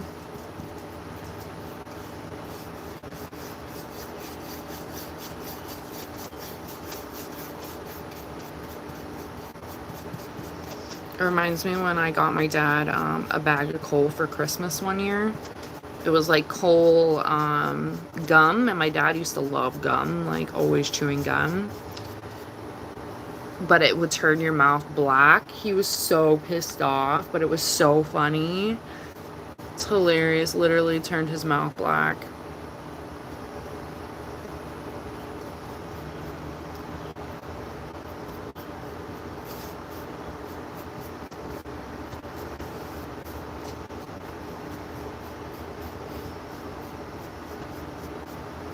And then I made Cheez-Its yesterday from scratch. So I've been on a little baking spree. You heard that? Yeah, you're saying you're saying now I did a good job because you saw the after photo. If I would have left you with just the other one, you would have fucking lied to me. You would have been like, yep, actually, I was just in tears of joy how great you did, Dutchie. Yeah, it was awful. I remember his whole lips were black. Oh, I was in tears. I like pranking my dad, though, because he was a little prankster as well.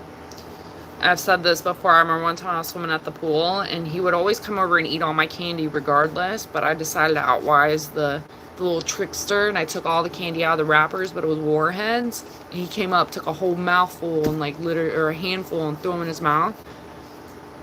It's like a moment that lives rent-free in my head forever because of his face. He was just like, he's like, what the fuck? Like, don't eat my candy.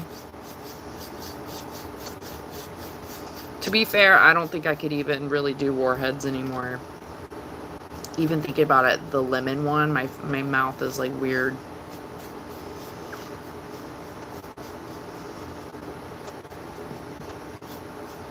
I love the watermelon one. Oh, the black cherry ones were good too. Baking's not that difficult, but it was not always that good. And I'm still learning by far. But it's all about, like, practice makes perfect. But understanding the baking. I was saying this to Shayna the other day. I was talking to Shayna. I don't know if you ever talked to Shayna before Fraggle, but I, like, felt compelled to tell her about cookies. I was like, you know, with cookies, like, you have to, like, take them out before they, like, are flat. They start to rise, but you want to take them out, like, really on that timer mark, you know, even when they look like they're not done. It's a feel for it. You get better as you, like, get an eye for it, but you need to immediately take them off of the pan that they were cooking on and, like, have them, like, in a cool spot. I like to put it on a rack with the parchment paper or whatever you're using. But you have to take it off because otherwise it cooks the bottom. I used to, like, torch cookies. Not only did I cook them too long, I literally would leave them on the freaking pan, and when you leave them on the pan, they continue to cook, and then it makes them hard, and you're like, not even milk can save those bad boys. But now I've gotten better. I love making, I have these peanut butter cookies I love making too.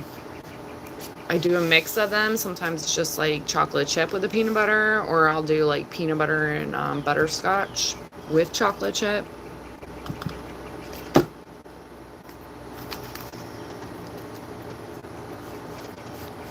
You have any plans while you're at your mom's? Or do you know if she has any plans for you? I know you said you've been mentally preparing.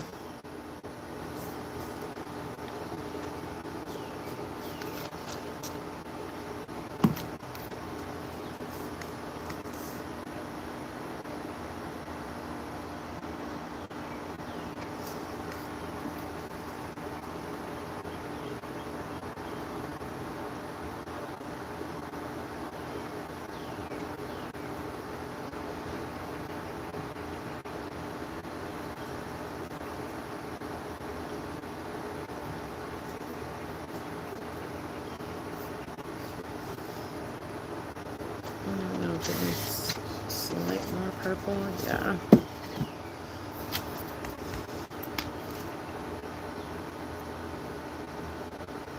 I know you're excited. I know she's excited. She's thrilled. I can feel her energy.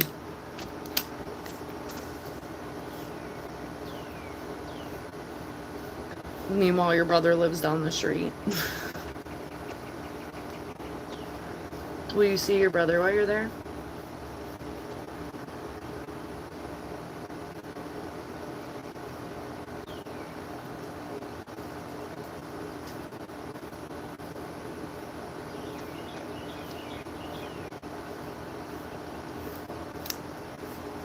Do everything with a smile, or the list gets longer. Actually, the list is probably going to get longer regardless if you smile or not. So maybe you should bring your own, like, happiness along, like nerds.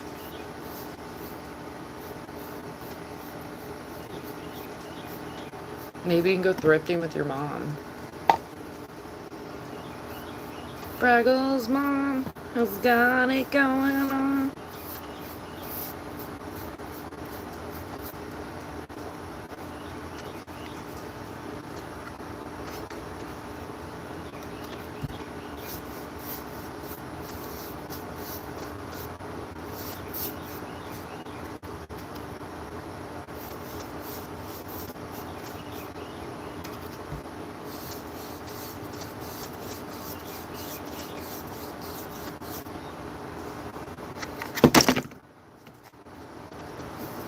I was making sure you're here and that you're listening. You're lucky I'm not screaming, because I'm sure I'm in headphones right now. Well, hopefully you see him. Life is too short, you know. Especially if you guys are on good terms. Hopefully you see your brother.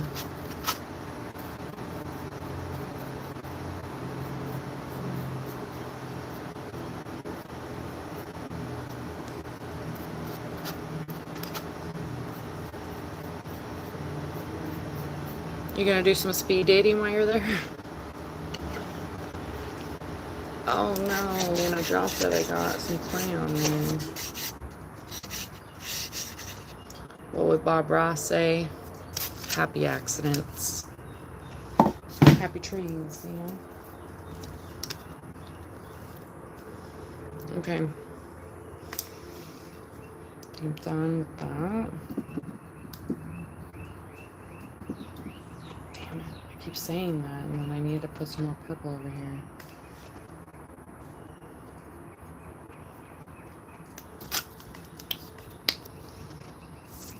What is happening? Miss you, who?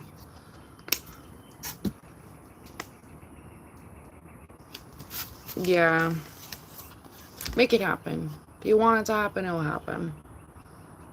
Life's complicated, you know, but I think sometimes us humans like talk ourselves out of XYZ or don't make time for XYZ because of all the other XYZs. Meanwhile, we come back even stronger and like soul and self-fulfilled when we hang out with people that make us feel good.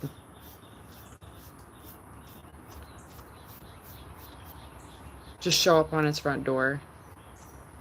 I come bearing gifts, aka myself.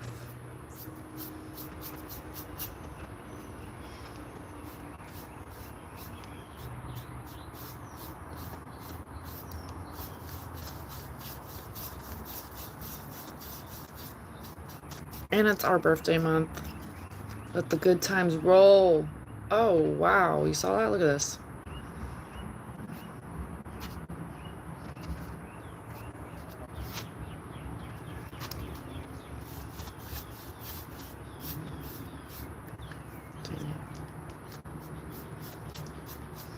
We just have to embrace the awesomeness all month long, you know?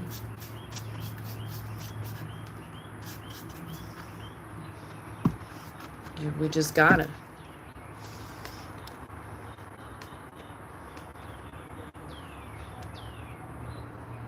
Sister. Don't make it weird. I mean, I just feel like it's like a step away from that. But I'm just giving benefit of the doubt. You know what I mean?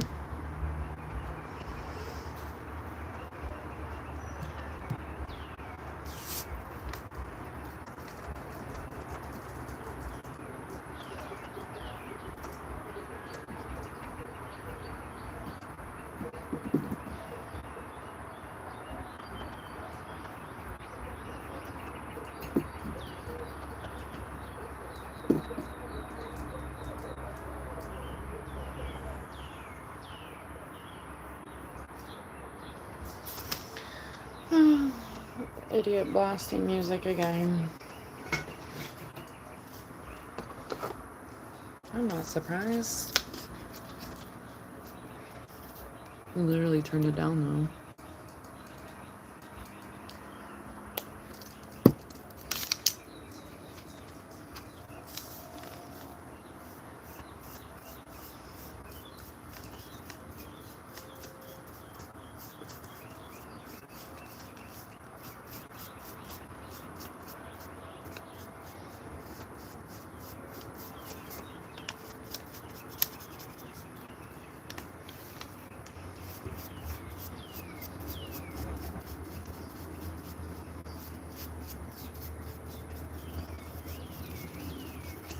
I can't remember. Do you live by the goth bar or does your mom live by the goth bar?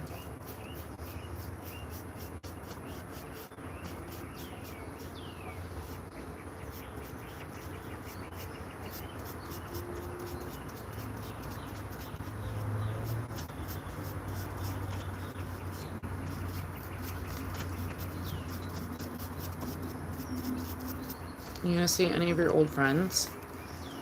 I know you're gonna go see your Hanson posters. And go ahead and tell me they're not your posters, they were the girls, and I'm gonna tell you, yeah, right. She threw all her posters away and you were on the corner picking them up.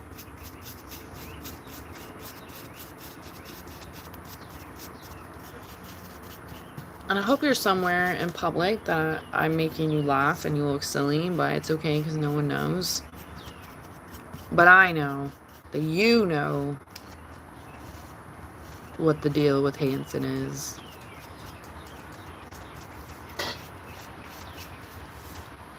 You know what I mean, Jelly Bean?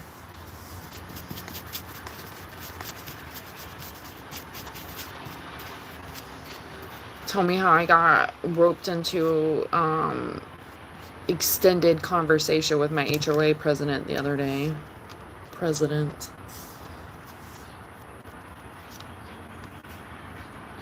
What the hell is that noise?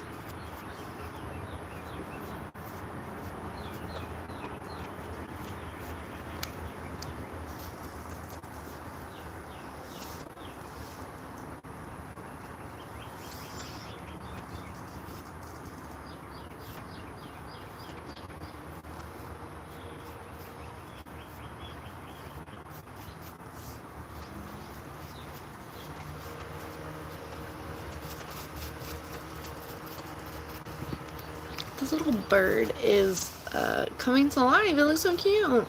There's another one. I think I may paint it yellow.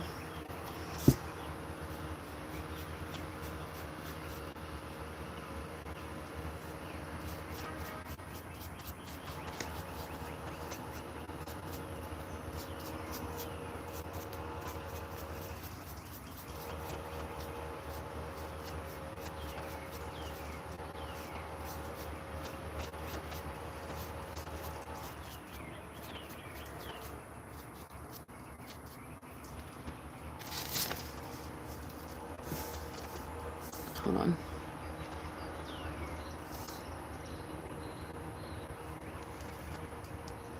Yeah. You ready for it? Of course, with me, there's a million stories on a million stories, but yeah, it was actually, I don't know. I really don't know. I try to always, like, understand why maybe people are the way that they are, even if I don't agree with them, so I can just kind of, like, move past things how I need to without thinking too much, over understanding, get played, many different things. I'm always, like, not analyzing, but I do take tiblets on personalities because sometimes that helps you navigate through, like, maybe conversation you don't want to have. But I was walking the pups early on Saturday morning, and he, like, stopped me, and I was like, and I thought he was meeting his little girlfriend because they made at a spot, and I've seen them, like, several times in the morning, like, meeting there. I call it their little kissing booth. Anyways, I roll there, but she didn't show up, but he had me standing there. It was like a pawn for a second, essentially, like, waiting for her, but she never showed. And he was, like, saying, oh, yeah, well, I don't know where she's at. And I'm like, well, to be fair, when I see her in the morning sometimes, she's always waiting on your ass, like. And he's like, I'm not that late. And I'm like, she's always waiting for you, like, so give her a break. But he knows everything about everyone. I was calling him out about some of the things that I've bitched about in here before, because I was like, oh, look, you gonna stop me? You gonna listen to how I feel about things? But I was actively more a listener than a talker that day. I did say some stuff, but I was listening more because he was just spewing it out. He's like, well, we walk around to get our steps in, blah, blah, blah. And he was like, if you ever want to go walking with us. And I was like, this is, if we align sometimes, and most of the time I hope to not align with anybody in this neighborhood, then that's what it is. But I'm not meeting you at a certain hour every day to, like, go walk. Like, that's not happening. But he literally was telling me all the things about everyone, and I was like, wow, like, I can't even imagine, like, what you say about me. Like, I really cannot. But we walked around the whole neighborhood, and I ended up learning more about the guy that tried to break into my home. And he gave the HOA dude, it was like bird screaming, gave the HOA dude the wrong name. And I researched it, like the last time he had told me this stuff, which was a couple months ago. Because I was like, wait, do they live together? Do they live in a different place? And it turns out he lives in a different place than this lady that he does some of this stuff with. Like, it's like a whole thing. But they're like next to each other. So, doesn't really help my anxiety at all. There's a lot of stories on a lot of stories. But he definitely knows a lot of stuff about a lot of different people. That's for sure. And he was saying that...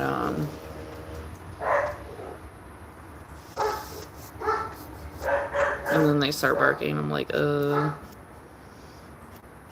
don't even know. I'm like tiptoeing about it because there was so much said, and a lot of it could be still current. I really don't know. And some of the other nosy neighbors were seeing me walk around. He was like thrilled to walk around with me, not to toot my own horn, but I was like, oh look, I'm not going to be a neighborhood rat. You invited me to be on the board, but I'm not going to be the neighborhood rat. And apparently the dude that tried to get into my house that's broken into other ones' homes, he literally yelled at him and told him to stop sending him letters and XYZ. And he refused to walk in the dude's circle. And he was like, come, let's walk over here. And I'm like, don't use me as a fucking tool to walk over here because he yelled at you, and he also had yelled at me. It was like this whole thing. And I was like, look, I don't want to see what is like essentially, I don't like to say the word perpetrator, but I don't want to see the dude that was at my window. Like, I see him more than I ever want to see him, and I don't want to like see him up close. But I did want to take notes of exactly where he lived. And because I was a little unsure, like he likes to play a little hopscotch. And now I know, and I looked into this guy, and his name is not what he gave the HOA dude. Not even shocked at all. Like, come on now. And which I think is pretty funny because he was like adamant, this was his name. I'm like, I don't think so. I looked it up. It definitely wasn't. And now I know 100%. Like, the mug shots were like so derpy. Like, I was like, oh my gosh, this is this fucking moron. Like, 100%. I already knew who he was, for sure. I watched him wrap his hand with a towel at my office window, and that day was like petrifying because I remember thinking, like, you know, like, you gotta move fast. Like, these are fast decisions that need to be made, essentially, but you need to also focus on what he looks like. It was a lot of things surfacing my mind, but he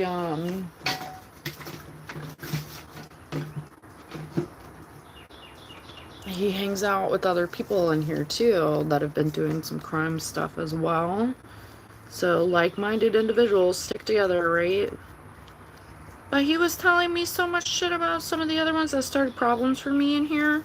Like, not crime related, but at the same time, like, stalking related. So yeah, crime related. And I'm like, oh my god, you just air out everyone's stuff. Like, he was like mentioning like, oh yeah, I just cut through his yard. He says it's okay and he's a nice guy. And I said, look, you were complaining you wanted to get your steps in. I was being so sassy too because I don't care. Like, you're not my daddy, you're not my uncle, and even if you were. And I'm like, you want to get your steps in. I'm not trespassing through anyone's yard because I don't want them to start thinking it's okay to do it in mine because I'm not okay with that. I'm like, don't be cheating. Let's get your fucking steps in. But you could tell, like, in this conversation that things that have been said to him, and I was watching, like, his response, you know, you can tell when someone is already aware of something and they're playing it off like they have no idea. And I'm like, yeah, okay. But you could tell that these fools around here had told him that my dogs were, like, killer dogs or something. He was, like, petrified when he first walked up to me, but he was still so intrigued to talk, like he didn't care. He was like, yeah, I won't come too close. And I was like, don't worry, they have command words. They'll just wait for their command if I need to give it to them. But I ended up letting him pet one of my pups. And you could tell, like, he was like, wow, like, they're not like little demon dogs like they've been painted to be. I was like, yeah, they're only psycho when you drop that word. Or I have a few words for them, actually, but it was this whole thing. He wanted to show me his rocks at his house to cop out of, like, doing yard work, essentially. There's so much. Like, I still haven't digested this yet because he was, like, actively dropping things that I was just like, wait, what? Like, one of the little old ladies that caused shit for me here, too, with this other lady was telling... She told me this, but she told him that it was another house. So I was like, she is going senile. That there were, like, crazy crime doc type of stuff happening there with, like, people moving in and out and XYZ. I'm like, that's a huge, like, allegation to be making. Like, are you even aware of it? And she told me it was a different house when she told me this shit. And I was like, see, you guys don't know your ass from your fucking elbow around here. I tell you that much.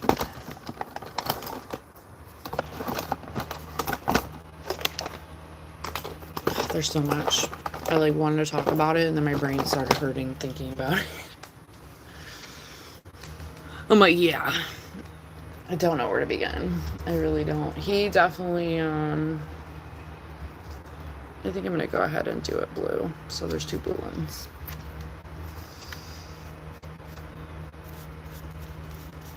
He definitely has never had many friends. But it's one reason is because he talks shit about everyone.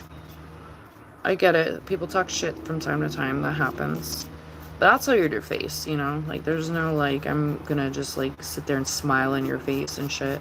And I was calling him out. I was like, look, this POS has a car over here that is not registered to the same car that's also in the driveway. Like, they're registered to, it's like one tag for one car, but the other one's just sitting there with no tag and it's not registered.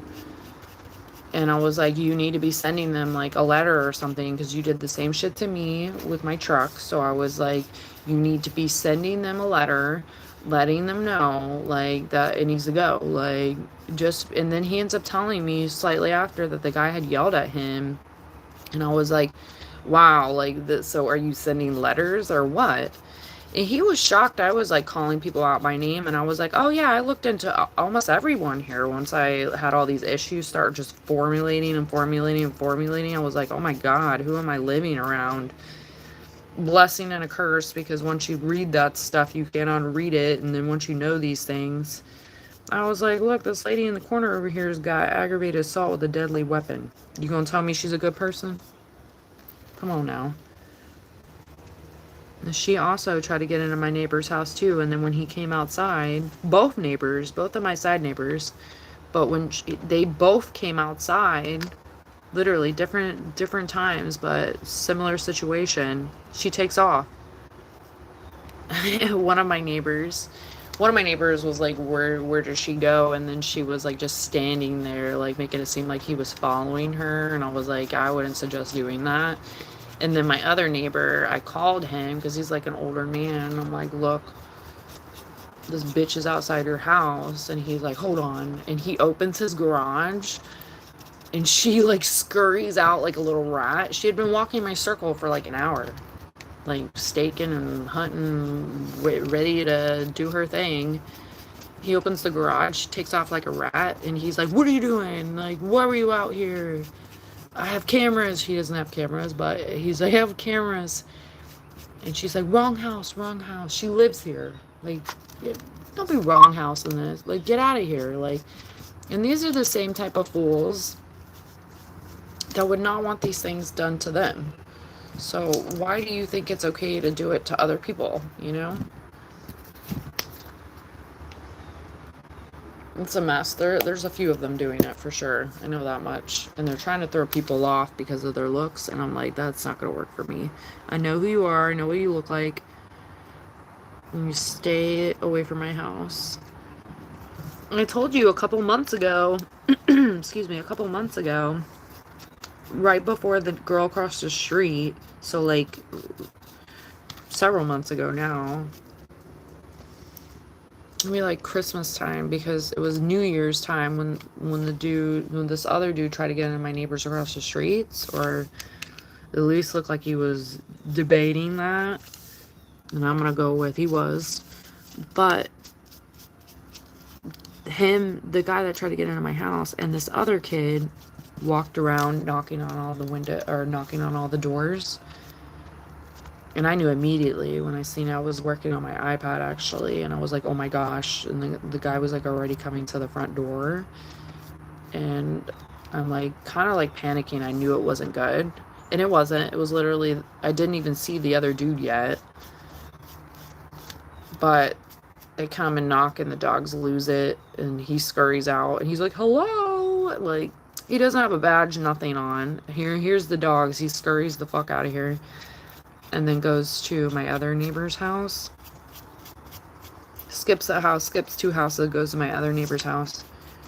But the other guy is smart or smarter and knows about my cameras, so he avoids coming to the house entirely, but sends his little lackey to do it. Well, they went to the other neighbor's house, and the girl across the street ends up asking me if I saw them, because I think that was like literally a week apart from each other, 2 weeks max. But if I saw them and if I answered the door, I was like, girl, I ain't answering that shit. You didn't call me. I don't know you're showing up. I'm not answering the door. That's just how it goes. And the other neighbor, Mr. Nosy over here, her like best friend, was like, oh, that was window repair. Apparently they were coming at night, pitch black, to do window repair. You mean you're gonna bust the window, because that's what you were trying to do at my house, and you're knocking to see who answers and if dogs bark. Like, that's literally what you did. This is like the same lineup that they did to my house years ago. They sent this little girl. She wasn't even a little girl. She was a teenage girl. Just sell me chocolates. I didn't answer the door. They come back the next day at the same time. It's like wild. It's like, no. No, no, no. I'm like, you guys are idiots. The neighbor too, Mr. Nosy. Oh, he's just window repair. I'm like, yeah, at pitch black in the night, because he can really see your windows. He has a badge, and then he has his work truck with him with the windows in there when you want the window repair, right? If you're actually going to answer the door to entertain that because you're lonely and bored, maybe you should actually ask questions that show if this is legitimate or not. Like, you're that dumb. Oh, it's awful. They're all insane. It's not even they sound insane. They're all fucking insane. And when I was leaving Saturday after all of that, because he was like telling me all these things, like my brain is still hurting from that. Like, that was enough people, like, time for like a month. It was too much, especially when you're not around like good energy. It's like it's like, I don't know, soul sucking essentially. But it was educational because I learned some things that really like helped me along this process too, because there's been a lot of like missing gaps here and there. He's at the same time is very wrong about a bunch of stuff, but there were little tidbits that like lined up other tidbits for me that was like, oh, okay, this is why it happened. Because I walked out of that conversation of like, okay, universe, why did you put me in that? And then I was like, oh, I see why. And then like breaking it all down to digest it was a lot, to be honest. So it kind of felt like overwhelming. Because I also know that anything I could say in those kind of conversations will get ran back to the rats in the neighborhood. So you have to be mindful of that too. But when I was leaving after all that to go to the flea market on Saturday, I ended up seeing the little stalker bitch and the old lady. And it's so funny because the old lady is what made the stalker bitch worse for me, because she was literally planting seeds in her head from boredom. And the excuse me, the stalker chick, she's not a chick, she was like a lady, or not even a lady, she was just like a wildebeest. They were walking past my street, and then you walk past and there's a dead end. But the little old lady starts pointing at me, but little stalker bitch, the one with the cops that got involved, she didn't even want to look. And I was like, there you go. And I drove by real slow, like, to make sure that they weren't going to go to my house because I was leaving. It did make me feel like I had more, I hate to say it, more control in that situation because they didn't. I was like, good. Go back to your fucking house and go rot. Like, I need to just start praying for these people, but it's really hard for me to, like, say good things about people that just are pieces of shit, you know? But they're awful. They're all awful. Like-minded individuals. They lump together, and that's what this neighborhood is. Like, the HOA dude was, like, telling me stuff that I should have not known, like, ever. And I think he just talks and talks and talks. Like, I talk a lot too, but you should be, like, confidential about some of the things that he was telling me. They're all whack jobs here. I've said it before, I'll say it again. There's tiers of whack jobs. Some of them are, like, a literal crime and safety concern. Some of them are no return on sanity. Some of them aren't as crazy, but they're annoying as fuck. So it's like, you have to, like, pick and choose what pisses me off, you know? And it's pretty annoying. It's pretty annoying. Like, the Mr. Nosy saw me walking around with the HOA dude. Oh, and he was just, like, trying to soak it up. If he could hear with the glass, like, to be like this, he would have 100%. But we ended up walking around. This thing's gone. It's sad. We ended up walking around, and I'm sure he was watching his camera. Oh, I'm sure of it. I'm like, see, I don't want to be, like, looking like a rat walking around with this dude, though. He's like, we meet up every day if you want to meet up. And I'm like, no, that will not be happening. That's a no for me. But I did find it funny that yesterday I got a letter in the mail from the HOA. And I was like, you better not be saying shit. And they didn't, but they sent out a budget.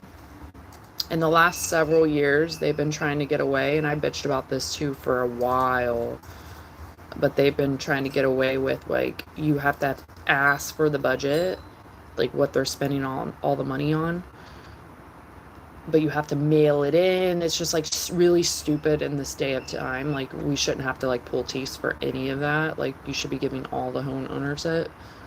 But I seen they added it in this little packet they sent out, and it was, like, not professional looking at all.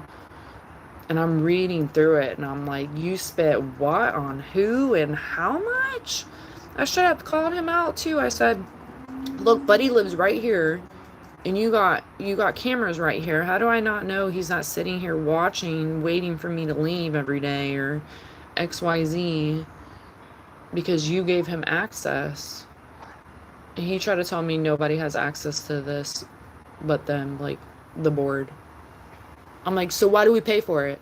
And it literally points to pretty much his house. I'm like, so we literally pay for you to have access. I said, look, my main concern is that we're paying for, like, literally, like, fake shit. And we are. All of us.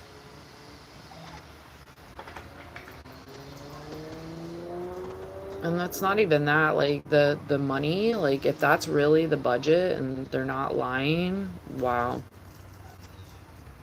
And even then, it was like saying special nights out or something, or special nights. And I'm like, excuse me? And that, I'm sure they'll try to say, oh, it refers to the pizza parties and nonsense. I'm like, you mean the pizza parties where you feed all this morons kids? Like, the money's not mathing for me, though. It's pretty annoying. Oh, I didn't want to do that. Let me see if I can save it.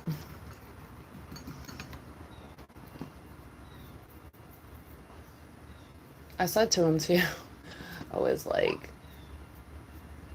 I think the neighborhood would survive without an HOA now. He was like, and he's like one of those people, like, he'll drop a curse word here and there, but you know, like, older folks that don't curse or don't cuss, they even say curse. When they don't cuss, like, they literally are like whispering when they do, you know?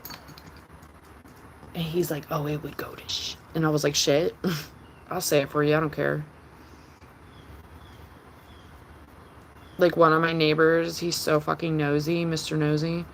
He was trying to tell me that all dogs should be neutered. And I said, well, I mean, if you're obsessively breeding and stuff like with the dogs, like, yeah, then I think you should, because we have enough issues in the world with overbreeding and all that stuff.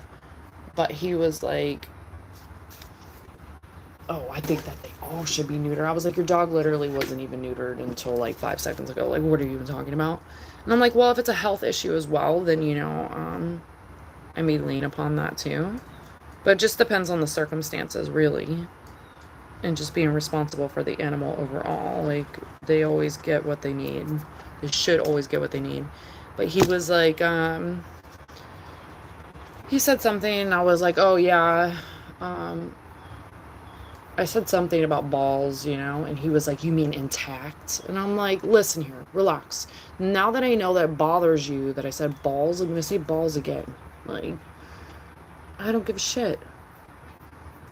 And they're the type that's like, you gotta be proper. And I'm like, yeah, but you're not proper about like anything. Like, you wear like the same clothes like every single day. I'm not even convinced you shower. So I don't like when people are like super duper like nitpicking. And hands down, I said to the HOA dude, I think he was caught off guard several times, because I was definitely like, oh, you got me before I even got coffee in my system. Let me go ahead and tell you how I feel about some things. He was saying how they're going to repair XYZ, stupid little things, but I told him, I was like, y'all have been bullying me for years. And now you want to be my friend. What does that look like? And I was like, you and Mr. Nosy act like you're not friends, so it's more like incognito when you're bullying people. You're not fooling me, though. You could fool other people, but you're not fooling me on that. He was like telling me like the story and the history of his dog and all this stuff, and where it came from my other neighbor from across the way. And I was like, how do you know all of this? Because they're rats. Like, they all act like they're not like friends with each other. It's wild. Like, that tells me a lot. Like, I would want people to like actively like say we're friends. If you're like embarrassed to be my friend, like, I don't know, it says a lot, right? You know, at this day and time, I don't give a shit, but just in general, it says a lot for me. Like, why do you guys need to be secret friends? They try to get me to do like a neighborhood watch thing in the beginning when all this stuff first started happening. And I said to them, you realize you're asking me, someone that feels like not a victim, because I don't like saying that word, but pretty traumatized from what had happened to me and all the endless stalking from like multiple people, but especially the dude. You're asking me to be a part of a neighborhood watch. Like, no, I'm good. And I said, you guys literally made me the crazy girl for years. And I said, watch, things will start to show, and you'll be like, wow, she's not that crazy. Like, she's actually very accurate about many of these things. And I'm like, and you will feel bad for judging me. And then you want to ask me for help. I won't be in sight. I will not be in sight. Anyways, there's my rant.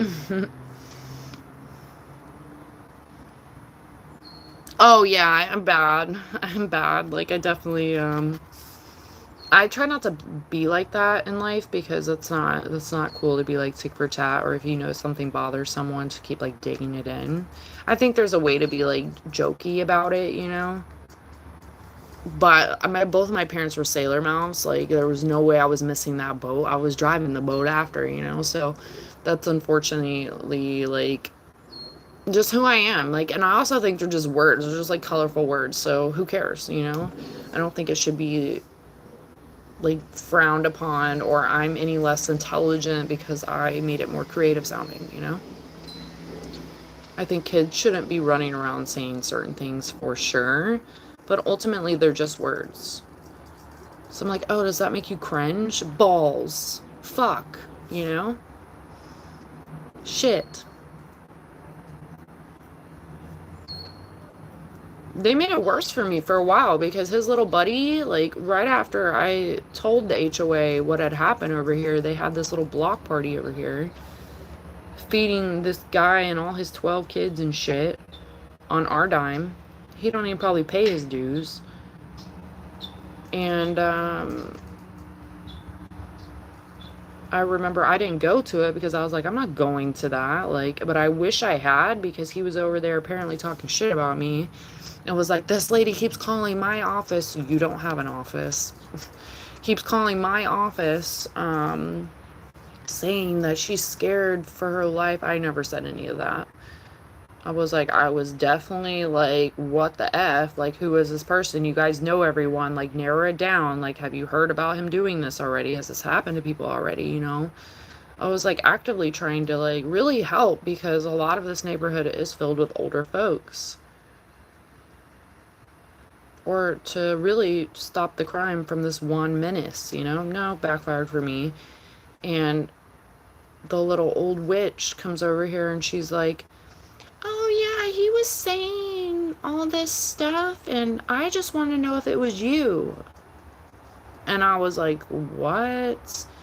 So I definitely meant to mention that to him last time, and he was sugarcoating it. Because not the last time, but the time before, as soon as I saw him, he did what I hate when people do. He was like, oh, my mom passed away. And I feel like really bratty about saying this, because anyone that knows me, I mean, especially I feel like you, Fraggle, know that I am always like, I hate the word condolences, but anytime someone gains an angel, I try to be very like compassionate and lighthearted about it, because it's not easy by far.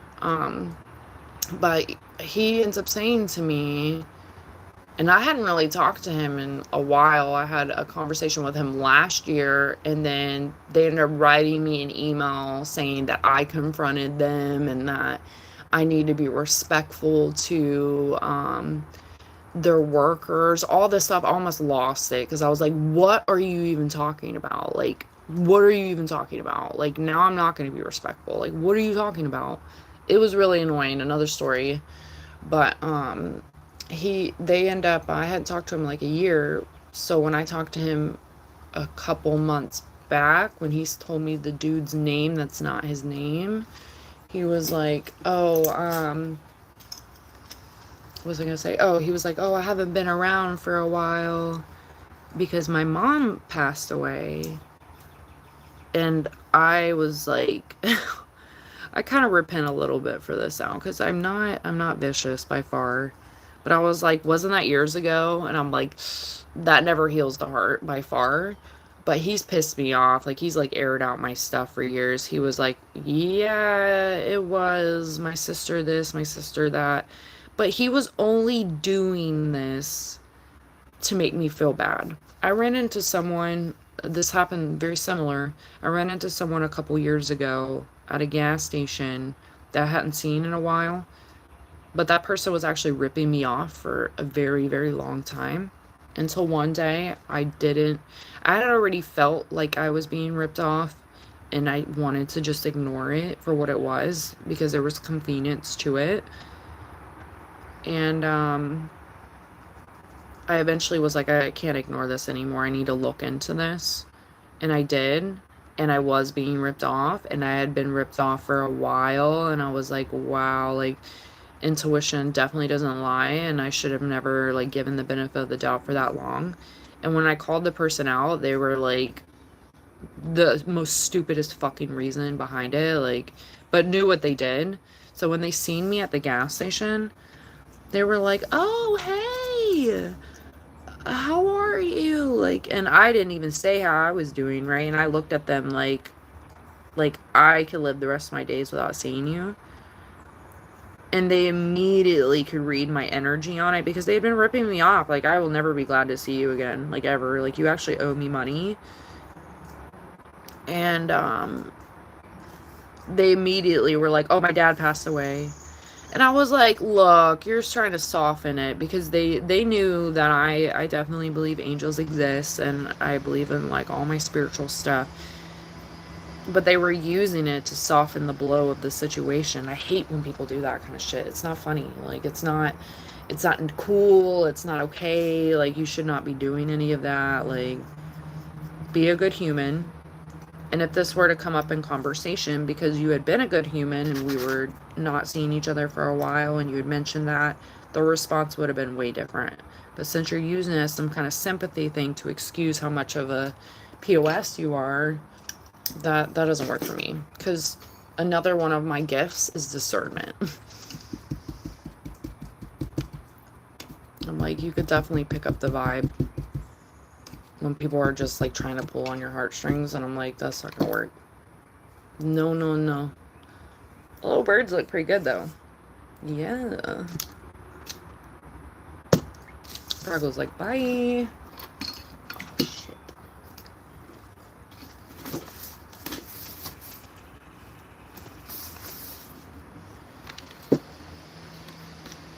Now, if it's someone that I like that doesn't like me saying something like a certain word or mentioning something because it's a trigger, then I'm mindful of that, you know, especially if it's someone I like. But if I don't, I still try to be a good human, because I don't think it's right to be tick for tack or try to make anyone feel less than.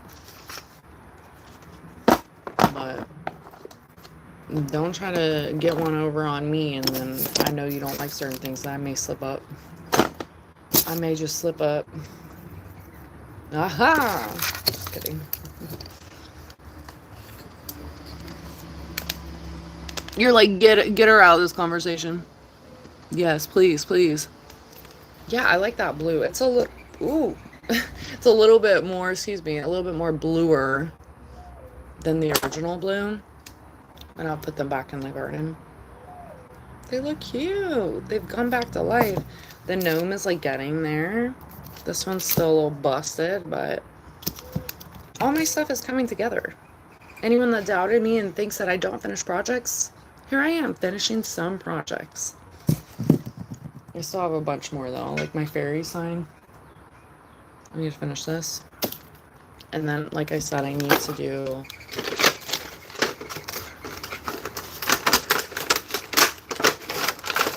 this water.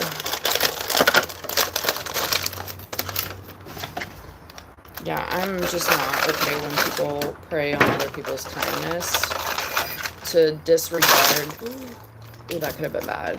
To disregard their poor, like, actions. Because I think that people talk about things in different ways.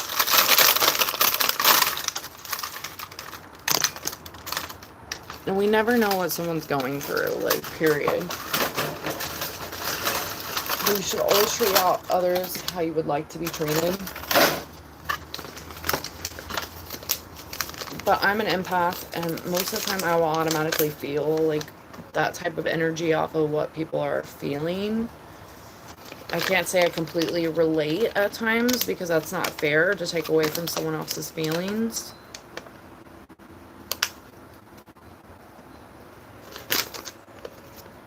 But I can 100% pick up when people are just trying to, like, make you feel fucking bad, and there's, like, no really, like, sadness for them either. Because even then, even when I was, like, that was, like, years ago, right?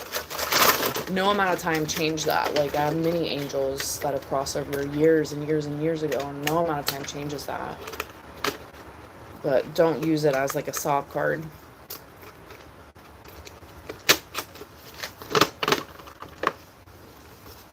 And there's feelings that, like, never go away. It's different than talking about it.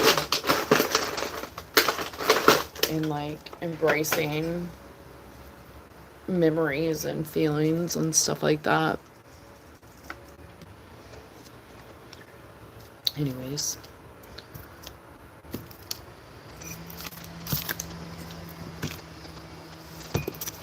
It was like literally every house. I can't even imagine what they say when they walk by mine. I can't even imagine. Right, this is trash.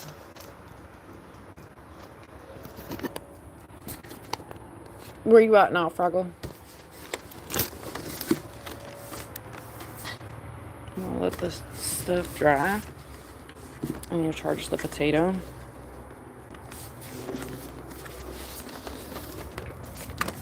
And get my air dried clay inside. I did not use any. Oh, watch out for that broom.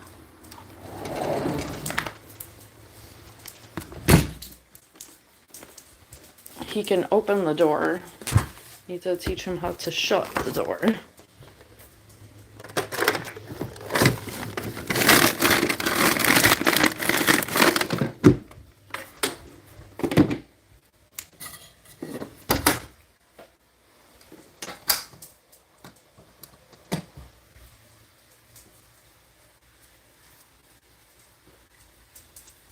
Wee.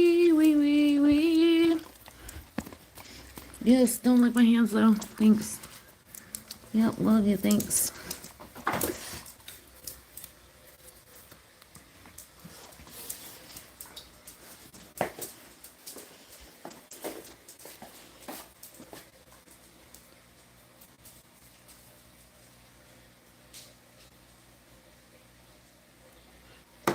In the basement, that sounds scary.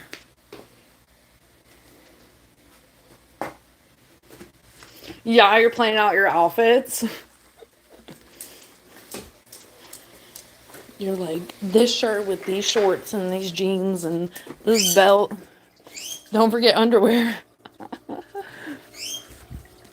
That's hilarious. Yeah, make sure you plan enough clothes. I mean, I guess you could wash clothes at your mom's. I'm sure she would be forgiving enough to let you wash some clothes there. Forgiving's not the word I was looking for. I'm sure that she will be open to you washing some clothes. She's like, you've been wearing the same shirt for 2 weeks now. That's fun. Laundry day is always fun. That was me partially yesterday. I washed all my sheets yesterday, which was great. It's like the best feeling ever. It's like in your actual basement, though. Was that where the leak was? Wasn't there a leak? BRB. I'm charging my phone. I'll be in and out. I need to go wash my hands and get a snack. BRB.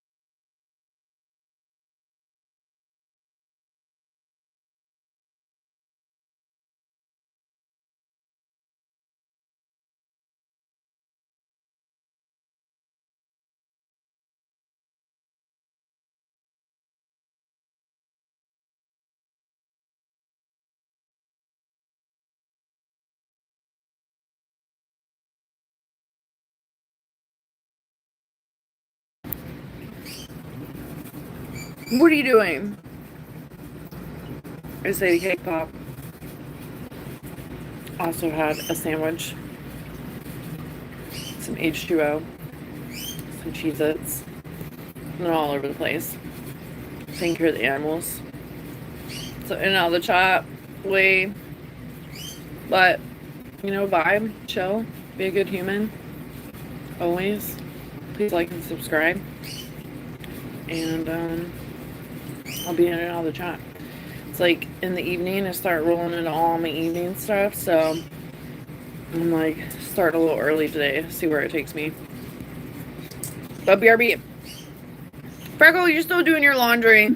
You still in the basement, Freckle? Sounds creepy.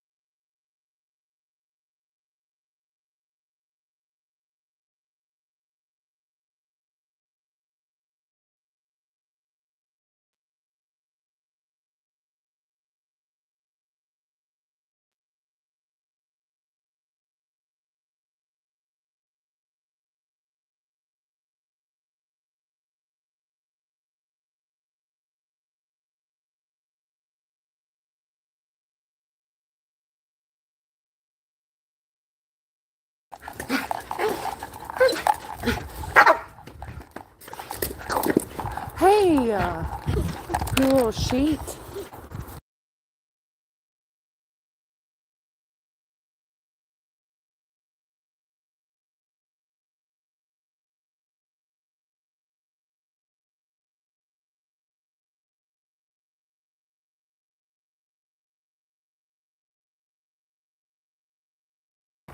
This is owning a duchy. Thanks, dude.